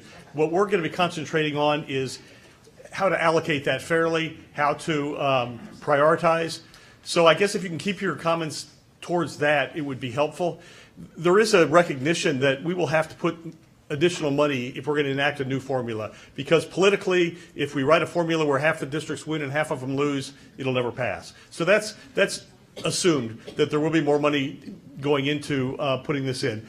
The other thing I want to point out, though, is that we will not impact whether the school choice program expands or whether it's drawn in. That'll be legislatures that will determine that. So we will hopefully have a say in how they're funded, so that that's funded fairly. But just so people don't come up and we won't control that. So anyway, we will start off. Our first speaker is Jim Bowman, representing Fox City Advocates for Public Education. Good afternoon. I'm Jim Bowman. You have a copy of Employment and in Family and Community Life. Our graduates will need to recognize a problem and solve it, sense an opportunity and know how to pursue it, need to embrace technology and mathematical complexity, read with speed and comprehension, write and speak with clarity and persuasion. They will need to sense when to serve as a member of a team and when to step forward as a leader. They will need to contribute to their family, pitch in to help a neighbor, and serve the needs of the greater society. Students learn useful skills and acquire these desired traits through academic courses, co-curricular activities, and coaching from teachers and staff. These resources require funding. The Blue Ribbon Commission can help by selectively funding learning activities that produce results. My advocacy group recommends that you take 3 courses of action. Number 1, index revenue limits to the cost of living. From 2011 to 2017, funding for the 6 districts in my area from state aid and local property taxes grew just 5.4%, while operating costs increased 6.6%. Shortfall over the 6 years totals $255 per student. One cause of the shortfall is uneven funding from year to year. Since about 80% of a school district's budget pays for staff, the shortfall in funding causes districts to operate with fewer teachers and larger class sizes. When teachers cannot give children enough individual attention, student outcomes decline. Number 2, increase aid for special ed to 30% of costs. According to the Department of Public Instruction, the state currently reimburses school districts for only 26% of costs. According to the Legislative Fiscal Bureau, the shortfall for the Fox City schools totals over $41 million for just the 2015-16 school year. To compensate for this shortfall, districts transfer funds from regular education to special ed. The amount of the transfer averages $1,330 for every student without a disability. Districts are therefore forced to fund one group at the expense of the other. Number 3, phase out school choice vouchers. The criteria for retaining a program should be evidence that it improves student learning. Since 57% of voucher students in the statewide expansion attended a private school prior to receiving a voucher, their learning is unchanged. For the 27% who switched schools, studies consistently show no improvement in test scores. Recent large-scale studies in Louisiana, Indiana, and Ohio show declines in academic achievement in voucher programs. 5 years of school vouchers in the Fox cities have cost our taxpayers over $9 million. Alternatively, this $9 million diverted to vouchers could have reduced class sizes. Districts could add part-time coaches to teach athletes teamwork. Schools could employ paraprofessionals to help children read and specialists to help dyslexic kids become more self-sufficient. These activities help students learn. They produce results. Suppose that choice advocates were to redirect their efforts from subsidizing parental choice of schools to expanding parental support of learning. Encourage schools to undertake joint parent-teacher. We need it. If it doesn't improve outcomes, we can't afford it. Thank you. Okay, thank you. Next, we have Carol Lenz, representing Fox Cities Advocates for Public Education.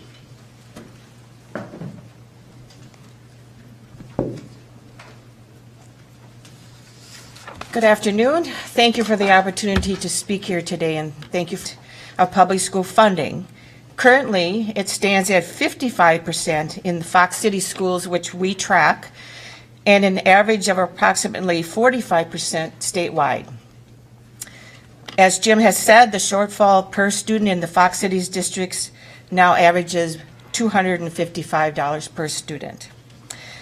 Districts continue to struggle with funding fixed costs, the ever-increasing cost of transportation. We've heard today the high cost of categorical aid, funding summer school, early childhood programs, and recruiting and retaining teachers. Average teacher salaries in Wisconsin are down 6.8% from what they were prior to the 2009-2010 school year, contributing to our staff shortages. Very little has been done on the state level to address these issues over the years. Instead, policies adopted in the last few years have made many of these problems harder to solve. As well intended as it was, the state decided to fund a second private school system without first analyzing the long-term impact of those decisions on public schools. Now we have underfunded public schools, which we are constitutionally required to fund, that are still facing all of those same problems to a greater degree. And we have an unsustainable choice program that may well end up costing over $1 billion a year. The cost to Fox City citizens alone in the last 5 years now totals over $9 million. Unfortunately, most citizens are not aware of this. Now what? Number one, every legislator needs to be reminded of the oath they took to uphold the Wisconsin Constitution. It is their constitutional responsibility to equitably fund public education, and this commission is a great start. Number two, we need to again work towards the goal of 2/3 state general aid funding for public schools. Based on the most recent legislative session, it sounds like we have a lot of money to spend, and it's time to reinvest that in our public schools. Number three, study the fair funding proposal by DPI that already has suggestions for many of the funding issues that we discussed today. Number four, trust in local control. Resume an annual inflationary increase in the revenue limit. Public schools cannot operate effectively with uncertainty from budget to budget. Number five, special education reimbursement rates have been frozen for a decade now and need to increase to at least 30% of costs.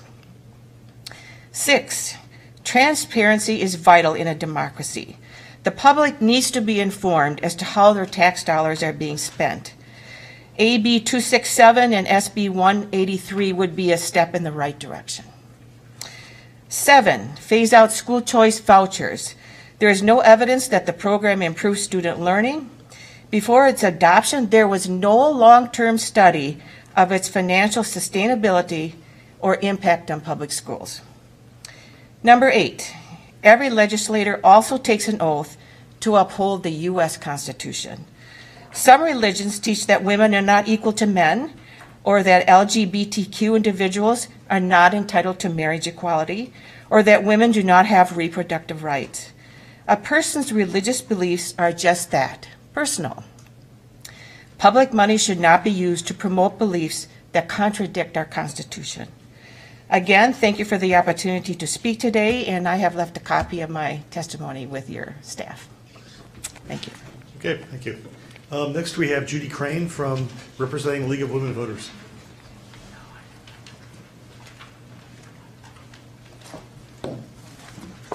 Good afternoon to all of you, and welcome to this very important area of our state. We thank you for coming here and for giving us the opportunity to speak on the crucial issues relating to the state's responsibility for funding for public schools. I am Judy Crane, as you heard. I'm a member of the League of Women Voters of Greater Green Bay, a part of the League of Women Voters of Wisconsin. I'd like to make a few comments based on the positions of those organizations. First, and fundamentally important, the League of Women Voters has long had a position of commitment to Wisconsin public education as absolutely basic to the strength of our state. One of our stated educational positions asserts strong support for equal educational opportunity for each child through an equitable state aids formula. As you all know, it's more than 40 years that the state's school aid formula was adopted to equalize local school funds, spending and local tax effort. However, it is obvious that the equalization formula has not been adequately funded for decades, and that inequities and differences among the districts are of great concern. Clearly, the issues around the state's financial responsibility for support of excellent education with equal opportunity for all our children is at the center of the work of your commission. We fervently hope, and believe me, I'm one of those people who says, this is hope. We fervently hope that your work will move us ahead in important ways, and much of it you have already heard this afternoon.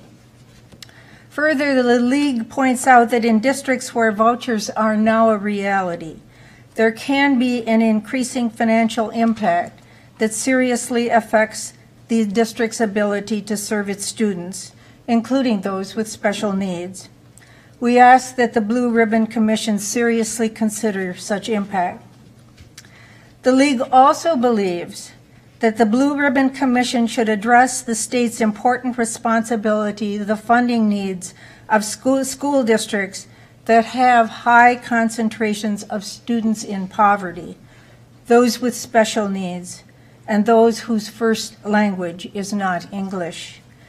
We assert that this is an important issue that will affect many Wisconsin children's futures and, of course, the future of our state. Finally, the League of Women Voters of Wisconsin has a stated position for some time that reads, all institutions or organizations that receive public funds for K-12 education should meet the same state requirements as public schools, including accounting for the use of public funds, meeting performance standards for their students, and meeting the same standards for all school employees. Please consider these fundamental assertions relating to all students in the state. As you who are the members of the Blue Ribbon Commission will know, your work can lay the groundwork for important improvements that will strengthen our public schools' ability to offer the best in education for our children and grandchildren for years to come. This includes ensuring that our schools are able to employ and retain highly competent educators who will be responsible for teaching our community's children and youth for the future that many of us will not see. You heard about many of those teachers already. Our goal is to make sure that our children have the best education possible for decades to come. One little personal, speaking for myself, I'm an old school board member, a lot of time on the Green Bay School Board for a number of decades and other education things in the state. It was my great privilege, and I have so much confidence in what education, the basic strength that public education gives our state. We must make sure that is true for the future. And there are lots of us. One of the things I'm trying to tell you today, as a League of Women Voters, not necessarily a terribly large group, but for people who care a lot about these issues. And there are many, many others in our community and in yours. So we ask you to please keep us informed. We want to watch what you're doing. Continue to give us access to you and to your work.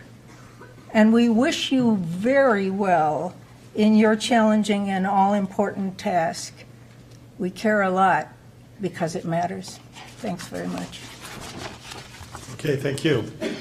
Next from the Kiel School District, we have Jim B., who's going to help us with his name. Okay. He passes. Okay, Pat Schock, member of WPEN.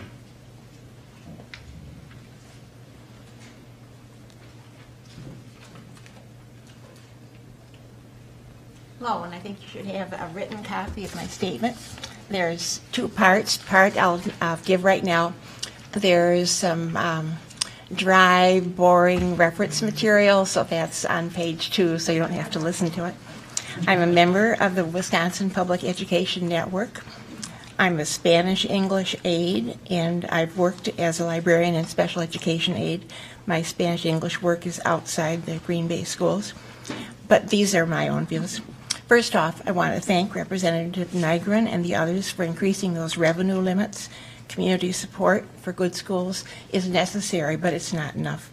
Good schools, I want to remind you, are an investment. They're going to raise property values, and they make a city a magnet for new businesses. Second, I went on the internet and I looked at some of the previous testimony you've had. I am basically in agreement with what I saw Dr. Diver tell you, so I want to second that. Because so we would go to his math class together, and when I was sitting next to him, he'd kind of look up and follow, and he could do, his intellect was in place, his intellect was fine. But when somebody wasn't with him, there was an active group of troublemakers in that class. There was a competent math teacher trying to teach these kids, but he had to fight against the way teenagers, and I know you know, the way teenagers would normally behave if they feel they're free of controls. So I saw that by me being there, he was doing his work, and I was really thrilled with that. But it can't be done cheaply. It costs, you need to have people, and others have said that today. Now, I'm going to ask you to take a new step. You want to hear ideas outside the box, so I have one for you. And I'm going to refer you to Dr. Underwood with her specialty in education law.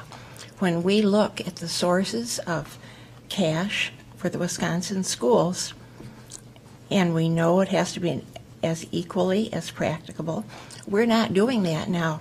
We are giving a tax exclusion up to $10,000 for people who send their children to private schools. But, and this is documented more on my page 2, the children who benefit from this exclusion are not the ones that need it the most. It's well known that low student achievement is associated with low economic status. Dr. Langenfeld has been saying this to the legislature for several years now. Who's really getting the benefit of that deduction? Reading a story from the La Crosse Tribune, the Department of Revenue states the tax cut cost the state about $12 million a year. 2/3 of the benefits went to taxpayers earning more than $100,000 a year, which is reasonable when you think through the expected clients of private schools. My question to you is, in an era of such needs, who needs that $12 million more? The people earning more than $100,000 a year, or those kids that we've heard described all afternoon? So I ask, and I have another concern. This is legally. I'm going to refer it to Dr. Underwood. I'm concerned that if somebody assessed the racial groups of people getting and not getting that private school exclusion, there would be a disparate impact on minority groups, and so I hope you'll research all that. I've seen ESL and special education teachers put in the type of heroic effort that we saw described, and we want to support their work. We shouldn't give them the bare minimum. Thank you. Okay, thank you. Next up, we have Tanya Lohr from West Bend.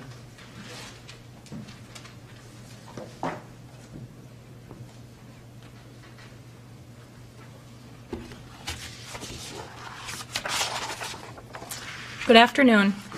My name is Tanya Lohr, and I am in my 22nd year of teaching. I've spent the last 19 years teaching social studies at West Bend West High School. I am thankful that the Blue Ribbon Commission has been formed to look into the important issue of public school funding, as the public education we choose to provide our community's children plays an integral role in the success of our state. An important part of the discussion of public school funding must be the teacher shortage our state is currently facing, a shortage that developed after public school funding was cut by our governor and state legislature. When the state cut funding to our public schools, one of the first places districts went to recover their losses was teacher compensation. Benefits were decreased, insurance premiums went up, and salary schedules were frozen, creating situations where a teacher's take-home pay tends to be less today than it was 5 to 6 years ago, even though the cost of living keeps rising. Both my husband and I are public school teachers, and our own household has lost over $100,000 in take-home pay over the last 6 years. That's a financial burden many families cannot bear, and has driven numerous people out of the teaching profession and prevented thousands of others from entering it altogether. The result is a teacher shortage that affects administrators, school boards, communities, and most importantly, students. The teacher shortage has created a revolving door of educators in many of our students' classrooms, as teachers jump from district to district in search of better working conditions and better pay, while others just leave the profession altogether. Families are no longer familiar with the teachers in their child's school, and new teachers lack the bank of relationships that accumulate after being in a district for several years. The parent of a former student came into my classroom a few years ago, upset that she didn't recognize any of the teachers on her youngest child's schedule. She shared that she always felt better about the start of the school year when she already knew some of the adults who were going to be spending the year with her child. The sense of community and trust is lost when schools can no longer afford to hang on to their teachers. Another consequence of the teacher shortage has been the substitute teacher shortage that soon followed. When there was a healthy pool of qualified educators, teachers who had not been hired for a permanent position yet served as substitute teachers. They were licensed, certified, vetted, and at bare minimum had student teaching experience. Thus, when a teacher was absent, students still had a licensed educator who had previous experience in the classroom. Now, with so many schools struggling to find certified teachers to fill their permanent positions, it has become increasingly difficult. Oftentimes, a teacher's absence means his or her class is split up and placed into other classrooms, raising the number of elementary students per teacher to 35 and 40 for the day. Is this the kind of educational setting we want for our Wisconsin students? There have been several unsuccessful attempts by the state, as well as individual districts, to address the shortages caused by the state's cuts in funding. Our former district administration decreased the number of teachers in our 2 high schools by increasing the number of sections taught by our non-core teachers without increasing their compensation. This plugged the budget hole caused by the state's cuts in funding. However, this decision also diminished the learning opportunities for students, as non-core teachers had a considerable increase in the number of students they taught and a decrease in the amount of time available to help them. This also made it increasingly difficult to attract and retain quality teachers, as the workload created by this decision was extreme. Some districts have tried offering large bonuses to teachers who fill their openings. However, with only a limited pot of money available for salaries, the offer of large bonuses to new teachers leaves little money for those who are already there. This gives teachers little incentive to stay. Thus begins the revolving door of teachers, leaving our students and families constantly guessing who will be in their classroom next. The state's solution to the teacher shortage is to lower the bar for becoming a teacher in Wisconsin.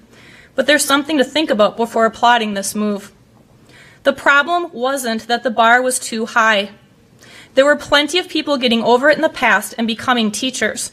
The problem is that we've had a massive decrease in the number of people choosing to get over the bar because it is less rewarding to land on the other side. If we want the same quality of teachers working with our children today as we've had in the past, then we must create a school funding formula that gives districts enough resources to create compensation packages and workloads that will truly attract and retain quality teachers to the profession. This is how we keep the bar high for the state of Wisconsin. Okay, thank you. Next, we have Dan Meyer from the Kiel School District.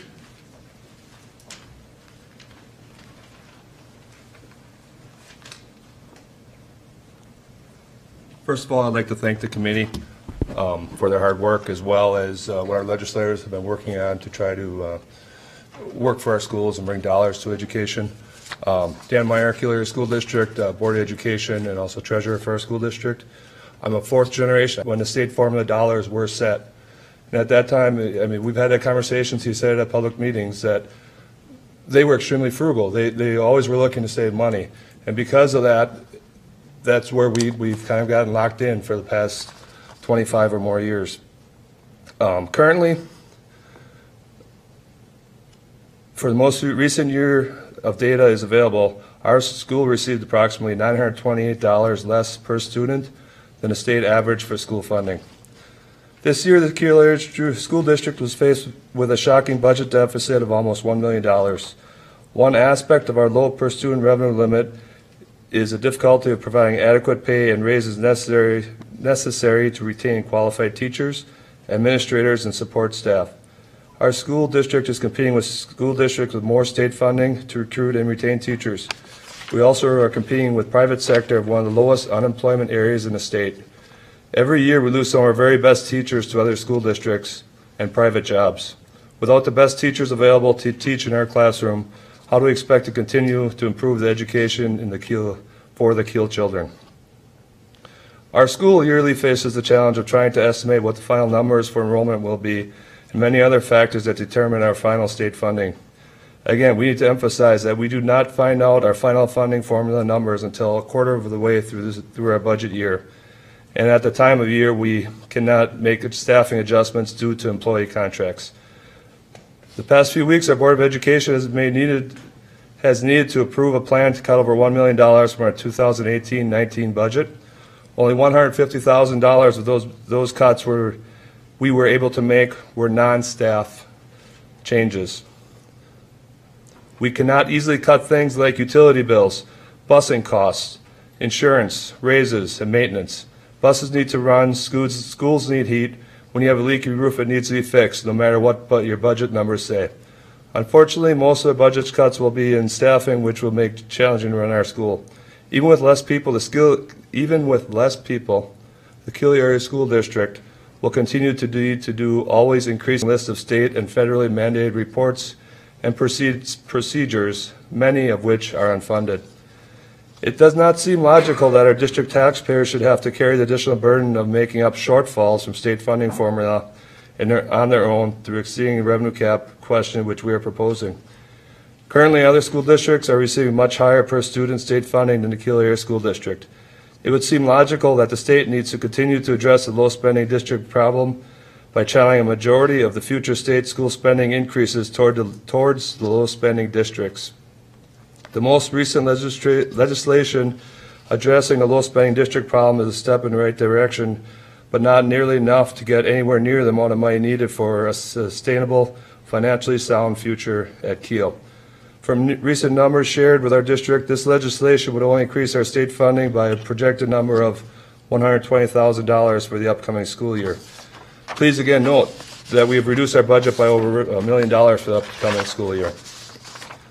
Another frustrating aspect of the school funding is the fact that our district also does not qualify for sparsity aid in spite of spending over $600,000 yearly on school busing. I believe we receive approximately $50,000 per year for busing aid. School safety has been on the minds of all school district administrators, teachers, and parents. How does a low-spending district enhance school safety in such a challenging economic environment? Administrators throughout the state need to make choices every year deciding what level of police liaison presence is needed. Our district has invested a substantial amount of money on school security systems, need for person to always be at school entrances for all 3 buildings, and camera systems throughout the school, as well as a full-time liaison officer. I'm not sure if the current funding that's being proposed or was just passed would benefit our district, because we have many of the things in place that funding would go towards. But instead, we went to our taxpayers a number of years ago, and they footed the bill for that.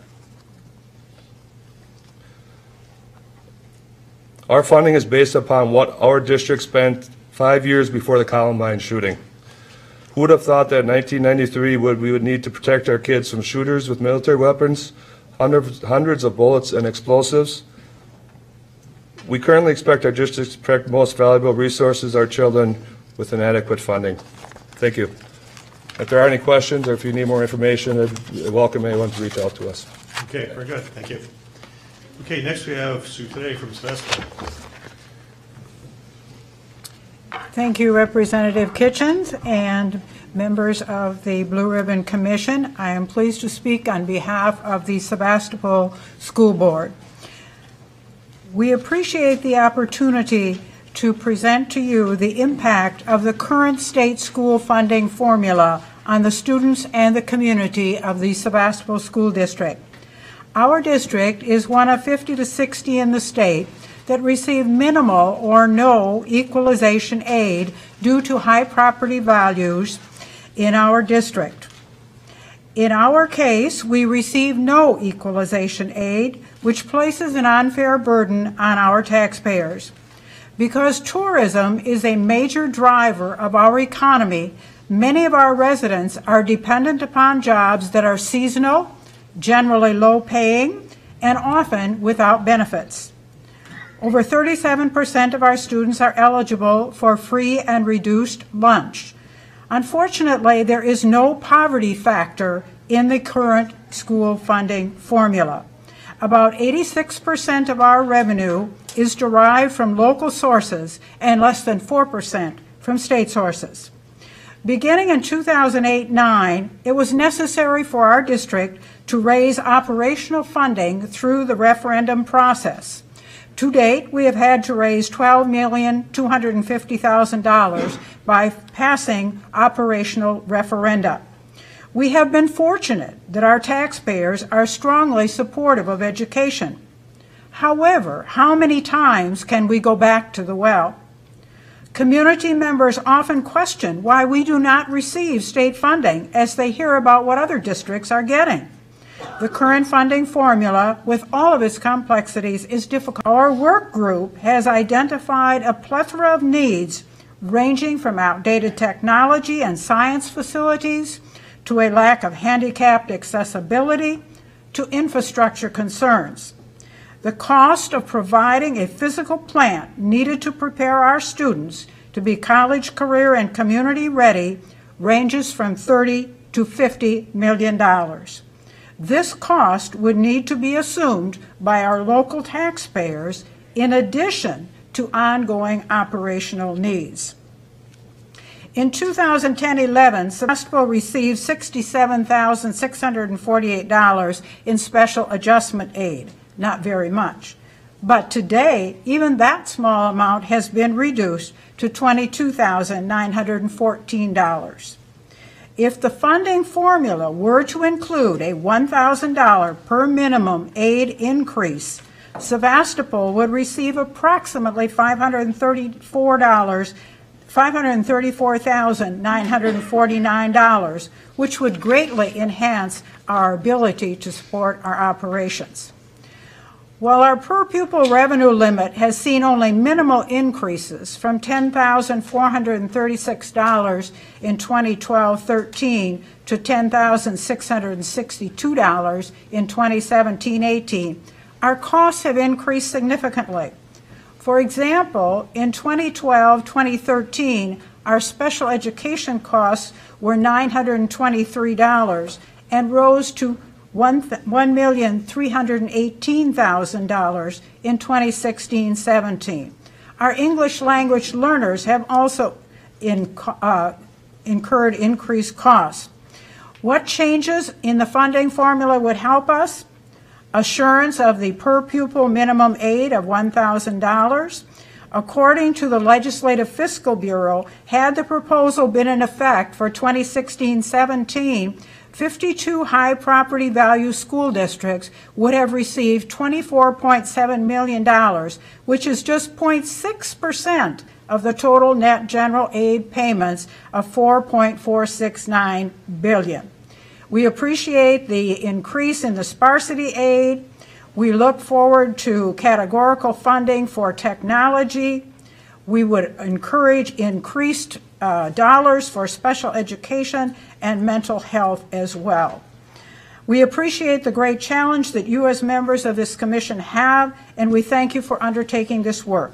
Please know that if you need additional information from us, we would be very willing to assist in whatever way possible, and you do have copies of this testimony. Thank you. Thanks, Sue. Next we have Caitlin Harrison from Pulaski Community School District.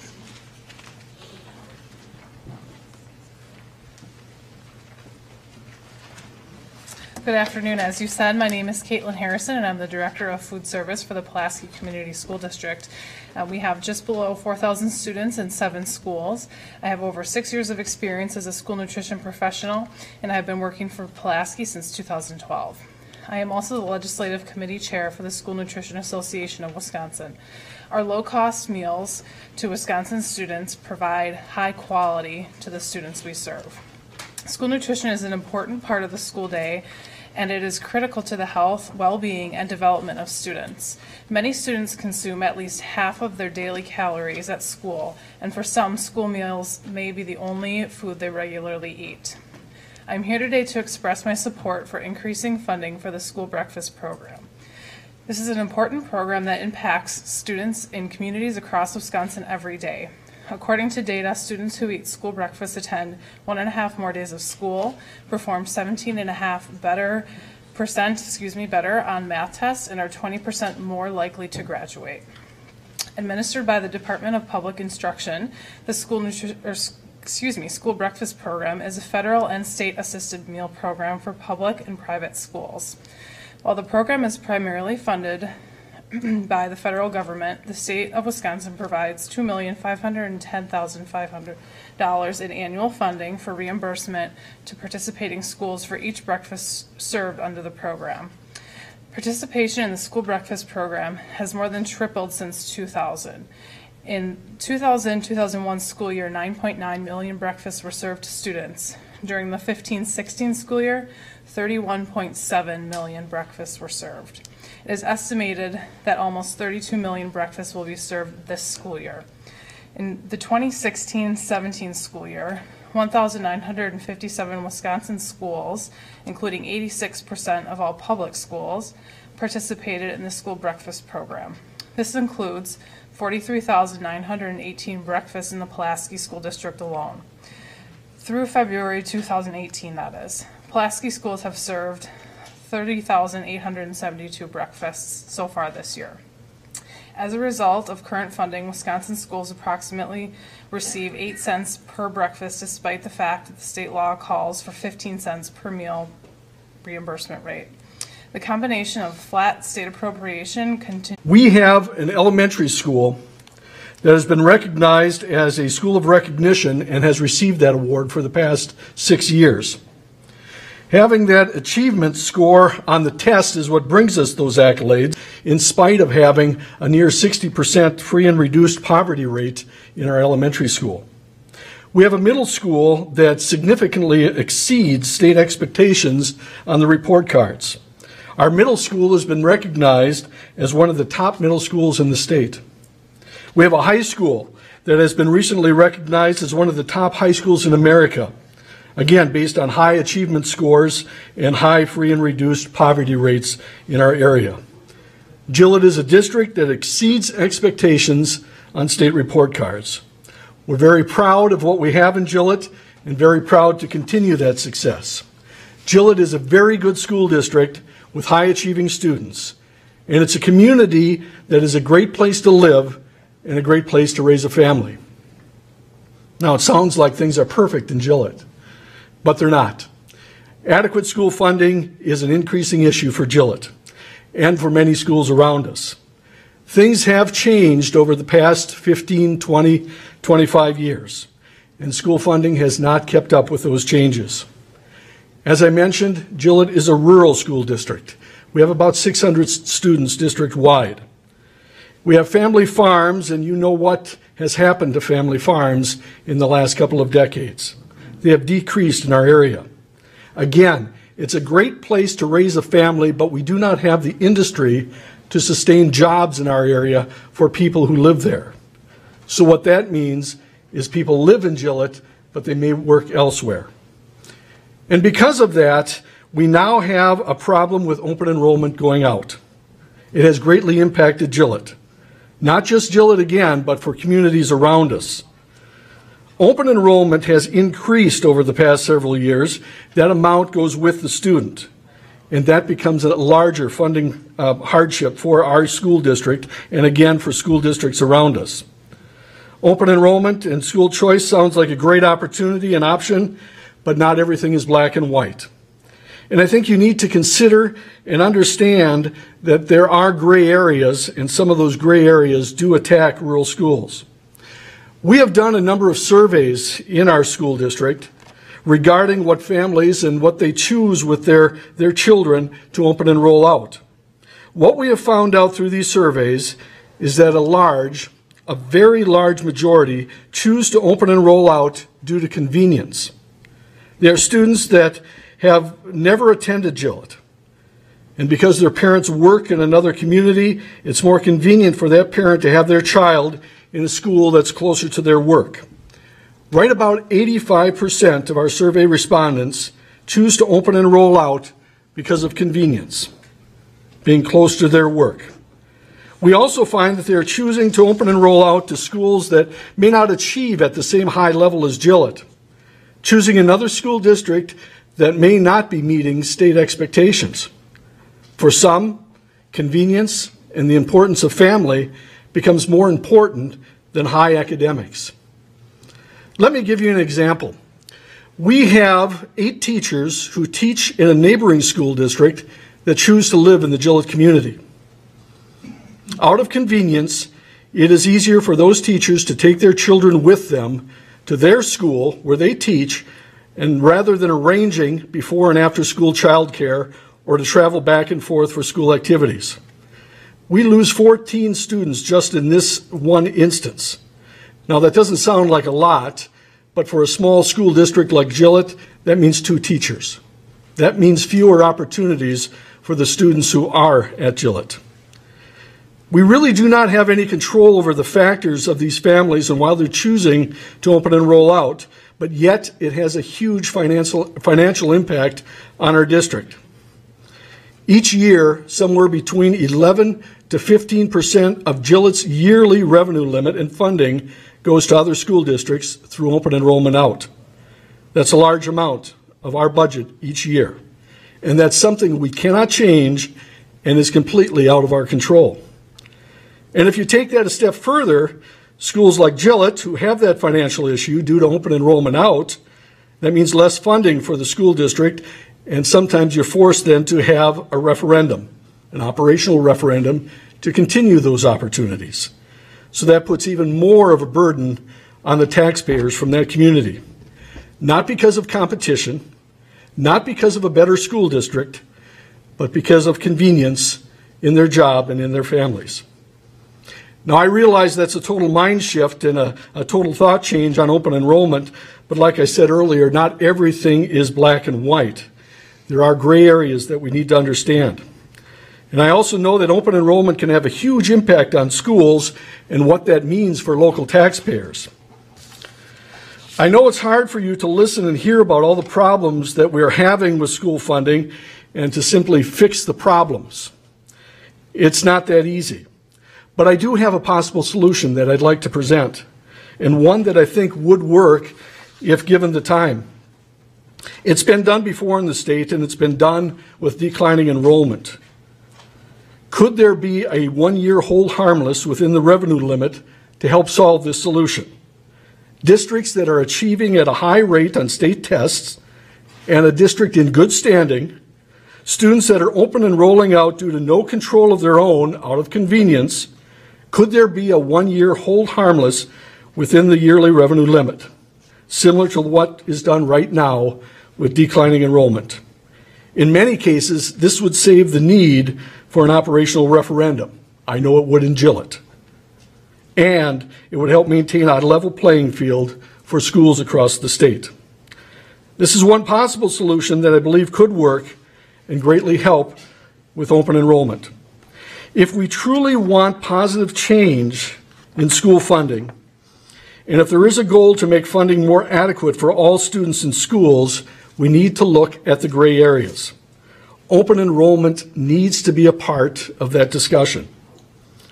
I know each school district is unique and has its own story to tell, and I know there's not one quick fix answer to make everything better for all, and that makes your job very difficult. I much appreciate the time that you've had and put into listening and hopefully leading to a more equitable, positive, and much needed school funding change. I much appreciate your attention. And the DPI test score, the 6 years running for the grade school, the elementary school as a school of recognition, the middle school with this absolutely awesome staff, and given accolades for that. It's certainly our opinion, but they are facts, and as they say, you can look it up. We have a combination of a great school and open enrollment decisions made by parents, again, out of convenience, just as Mr. Carlson says, and I know I'm repeating that, but decisions made without regards to the quality that we provide. If we talk in terms of a solution, and again, several of the speakers ahead of me talked about school choice open enrollment, maybe abolish it, maybe change it. I'd go for either. But if we're on the list, if a school is on the high achieving list as measured by the DPI or whomever it is, and school open enrollment decisions are made without regards to the quality of education and are made in terms of convenience, possibly there's I guess all I can think of is the word exemption, that we can be exempt from the financial burden as the money moves along with the student. We've got a great school. We've got parents who, out of convenience, do move their kids. So I'd like you to consider that, along with everything else you've heard today. So that's it for me. Again, it's repeating what Todd has to say, but thank you very much for the opportunity.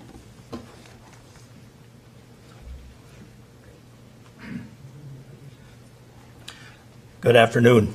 My name is Cliff Gerbers. I'm a school board member, and on April 2nd, I'm going to be on the school board in Gillett for 35 years. Now, that alone probably discredits anything I'm going to say, because you'd wonder why you'd want to be there for 35 years. But I guess the only reason I am there is because every year when I ran, I felt I was the best candidate running, and that's why I did. I never registered early to be on the ballot. I've always held it. But one of the things, and I don't have any answers for you people as to what to do with the school funding, because I don't know how to fund our district. I've been the treasurer for the district for 33 of those 35 years. And in our district, the board treasurer presents the budget. And I've presented 33 budgets to our district. And prior to revenue limits, I never had any trouble standing up telling the taxpayers of our district the amount of money I needed to provide a good education for the students of our district. And today, I don't have any control over the checkbook. Currently, we are spending our fund balance to the tune of between $600,000 and $700,000 a year. We've been doing that for the last 2 years. I can do it next year. I can't do it the following year. So that means I have to pass an operational referendum if the Gillett School District is going to continue. Now, we have tried that in the past, and we've been defeated twice. And I don't know if you fully comprehend, how difficult this is in some districts. But I would dare to bet all the representatives here that you would not want to try to fund the state by a referendum. If you had to go out for a certain percentage of your funding and you had to depend on the voters to say, well, sure, you're doing a great job and we'll give it to you. But it's very difficult to pass those referendums. And so the choice is going to be this. After next year, we either have to make real substantial cuts to the programming that we have, and if we do that, open enrollment is going to start to multiply, and our district will soon come apart. And we're a small community, and we don't have a lot. We don't have a lot of industry, but the school district, and a good school district, is something we have. And if we lose that, I think we lost our community. And Gillett isn't a big place, and our school isn't a big place, but it's mine. And I guess I want to keep it. So, and if you got anybody that can come up to Gillett and show me how to fund our district, I'd be happy to sit down with them, because I'm out of options, really, is what it is. So thank you for your time. Okay, thank you. And I'm a former school board member, and I appreciate all those of you out there that are on the school board. It can be a pretty thankless job. We don't normally allow questions, but Dan? Well, I'm just wondering, the governor was recently in your district. Yes. And I believe that, although there's a delay, but I think you'll be eligible next year for sparsity aid, an increase, and eventually the low revenue adjustment. Are those helpful to you, or are those simply Band-Aids that aren't going to solve the problem of you having to dip into your fund balance? It puts another piece on the table that we have to consider. Will that be enough to get us through the next couple of years until our funding does get to a level where we can support ourselves? But we're going to go into that with knowing that's what's on the table right now. But it's still going to be difficult for us, and we have a tough decision. We're doing a community survey now, and we have a tough decision. Can we get by with what we have and for the next 3-4 years, or do we need to go to an operational referendum, which could start that clock again for us? So we've got a rough decision to make. Thank you. Okay, next you have Teresa Ford from the Howard-Suamico School District.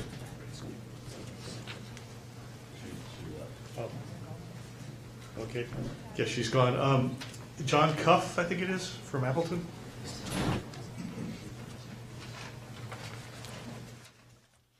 Thank you. Yes, my name is John Cuff from Appleton. All of the contributions from the partners in education, the Fox Cities Advocates, League of Women Voters, and all of the other school districts who have contributed their great insights and information to you. So again, first, thank you very much for having this event. And in addition to listening, I'm hoping what comes out of this, and I suspect you do as well, is ultimately leading to action on the information that has been presented to you and integrated into productive changes, helping our kids moving forward, as well as certainly our businesses and our society as a whole. Some additional thoughts that I have and contributions to what has been presented today. First off, I'm very glad that you stated earlier that there's a realization that to change this formula will require more funds. And so that is absolutely important, because public education should be our #1 priority for the state. And I appreciate you making that realization and being here today. Additionally, as others have mentioned, I hope that you are able to take action to return the public school funds that have been allocated to the voucher program. If there is a need to publicly fund private schools, I would ask that you would authorize incremental funding to cover those fees. So, school choice is great, but don't take it away from the public schools. That's pretty much what I've got, so thanks for listening today, and again, I hope you come up with some great solutions. Thanks. For coming in. Hey, I should point out there are some cookies over there, I think, provided by the Green Bay School District. Anyone needs them. Just a couple slips left, so if there's anyone out there that hasn't turned in a slip and you wish to speak, please get that in. Next up, we have Denise Gomer-Hutchison from New Franken, Champions for Green Bay Public Schools Parent Group.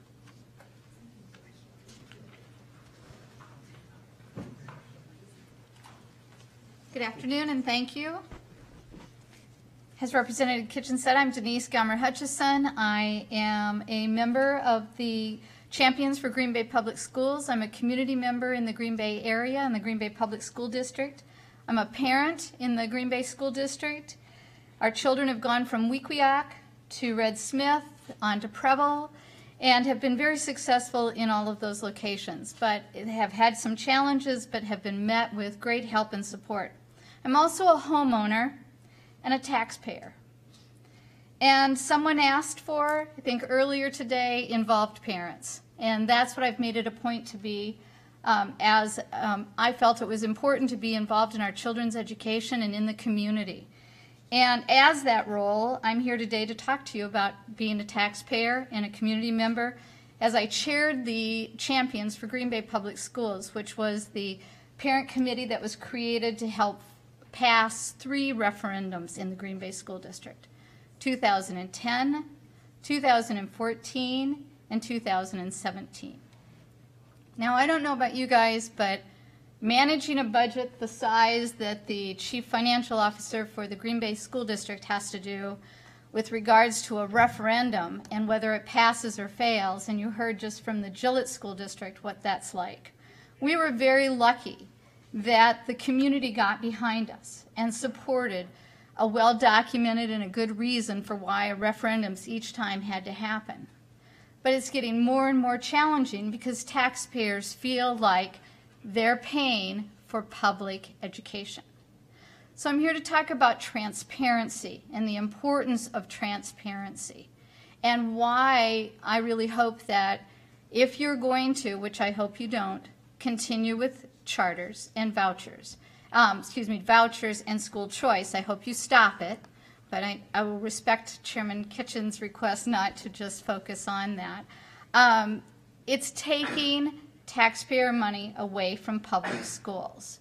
And also because of the lack of transparency, of the fact that public school districts help pay for transportation costs to private schools, the fact that there's now money being taken on the taxpayer roll to pay for the voucher program, it's not on our tax bills. It's not outlined, and it needs to be outlined so that people understand some of their tax money is not going to pay for public schools.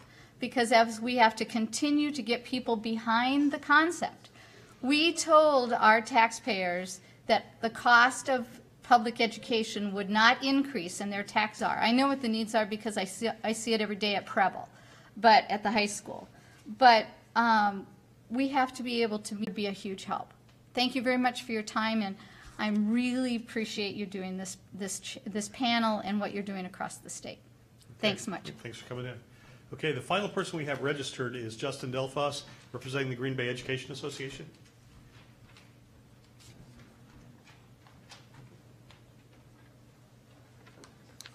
I didn't know I'd be last. Good afternoon, and thank you for holding the Blue Ribbon Commission's hearing today in the Green Bay area.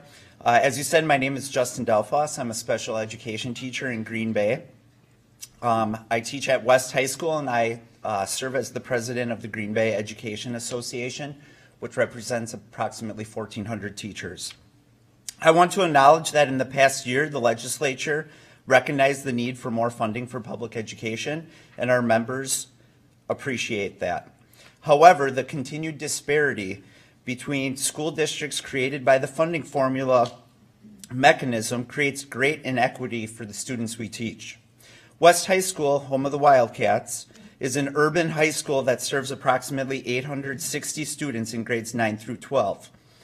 West provides rich opportunities for students as an international baccalaureate school and home of Baylink Manufacturing, a high-precision manufacturing lab. West has a very diverse student body. Over 22% of our students have a disability, over 60% are economically disadvantaged, and almost 10% speak a language other than English as their first language.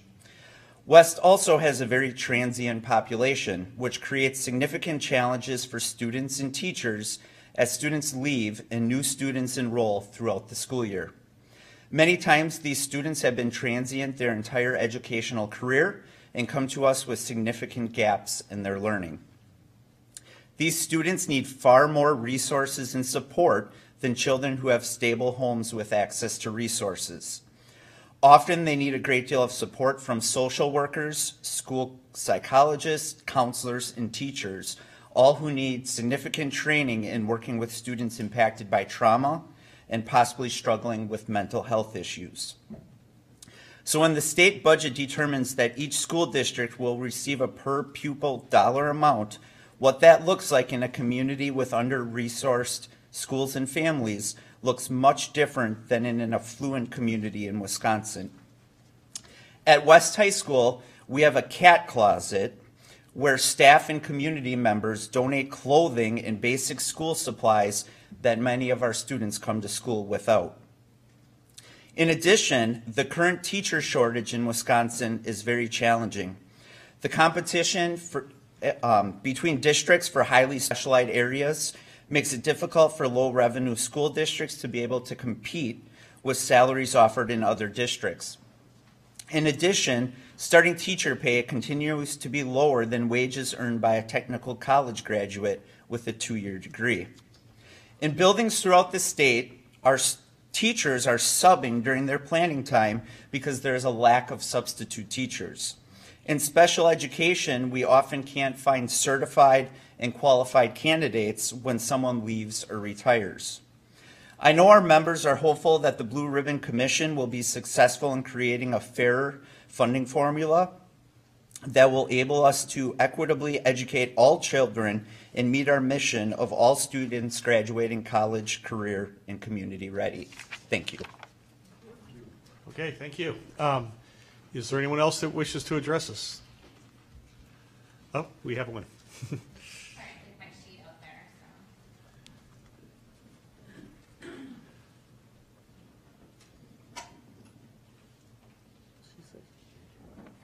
Lives here in West Appear. We have 3 children. I'm married to my husband, Jeff, who is also in attendance, accessing the public schools here in West Appear. We have a sophomore in high school, a 7th grader at the middle school, and a 9-year-old who would be the equivalency of a 3rd grader attending a special needs school here in the area.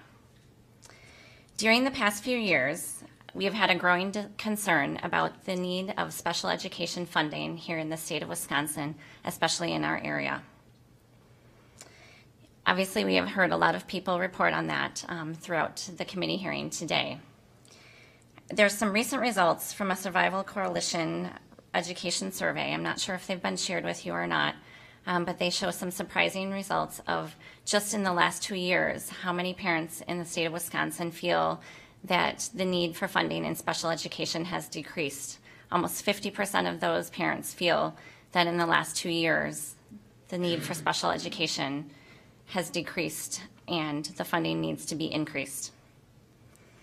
Personally, our youngest child is 9 years old, and he attends an all special needs school in our area, which is called Sybil Hupp. I'm not sure if those of you are familiar with it or not. It is fully inclusive only to those students with disabilities, which services actually 7 districts in our particular area. The particular district that we reside in, which is West Appear, has 2 neighborhood elementary schools, 1 middle school, and 1 high school. The last time I inquired about the special needs from our area, we had 52 students alone from West De Pere that were accessing Sybil Hop, and 49 from East De Pere, which is the neighboring district, also accessing Sybil Hop. Very few students with any significant disabilities are mainstreamed, so my questions are as such. Number one, I wonder how funding is being dispersed between our local districts, which are our neighborhood schools here in West De Pere, and those that this particular special needs school, which is funded by Brown County, is being funded. So I'm wondering, how is the funding accessing between the 2 school districts or the 7 school districts? Sybil Hop is also greatly underfunded as well, which is only, again, for those with any significant disability. And number 2, as we look at this going forward as the committee, and again, thank you for looking at this, as the committee moves forward, how should we be looking at this funding in this particular area of the state? Wisconsin Department of Instruction, DPI, has made a major initiative for full school inclusion. So in fact, if you recently go onto their website, in the last couple weeks, and as we have heard from other people in Green Bay Public Schools about the benefit of full inclusion, if you go on DPI's website in the last couple weeks, they have recently posted a new video on their website called Meaningful Inclusion. I encourage you all to take some time, if you haven't looked at it yet or aren't completely familiar with this concept, to see the benefits of full inclusion, starting in early childhood. We all know research shows peers learn from peers. So as you look at full inclusion and special needs funding, I think that these are some major topics that should be of concern as our children move up in age. Funding for special education with students with disability in Wisconsin has definitely seen a decrease. We have heard that, and we've heard the statistics. We talk about resources and equity, and we hope that as we talk about this, it's for all of our students, those that are able-bodied and those that have differing abilities. Special education children resources also are needed for them to reach their full potential. They are also a major portion of all of our students in the state. Students with special needs did not make their choice to have a special need, just as many of the other groups that we have heard from today have not. My husband and I obviously didn't say, like, hey, let's go out and have a special needs child with significant disabilities. But the choice is real, and we do have a child with special needs, just as well as we have 2 that are able-bodied. So I ask that as you look at this, and we try to merge our views, just as Wisconsin Department of Education has talked about, we don't give up on these children. My husband and I certainly don't give up on our special needs child, and we ask that Wisconsin Department of Education and the Blue Ribbon Commission don't give up on them as well. We also challenge the committee to look at finding the amazing benefit of full inclusion when we're looking at funding throughout the state, and all of those with special needs, especially in our area. I thank you so much for your time and for listening to my statement. Okay, thank you. Last call, is there anyone that wishes to address the commission? Okay, well, thank you all for coming in. We really appreciate that, and thanks again to the Green Bay School District and to FOTH for being such wonderful hosts. So, thank you.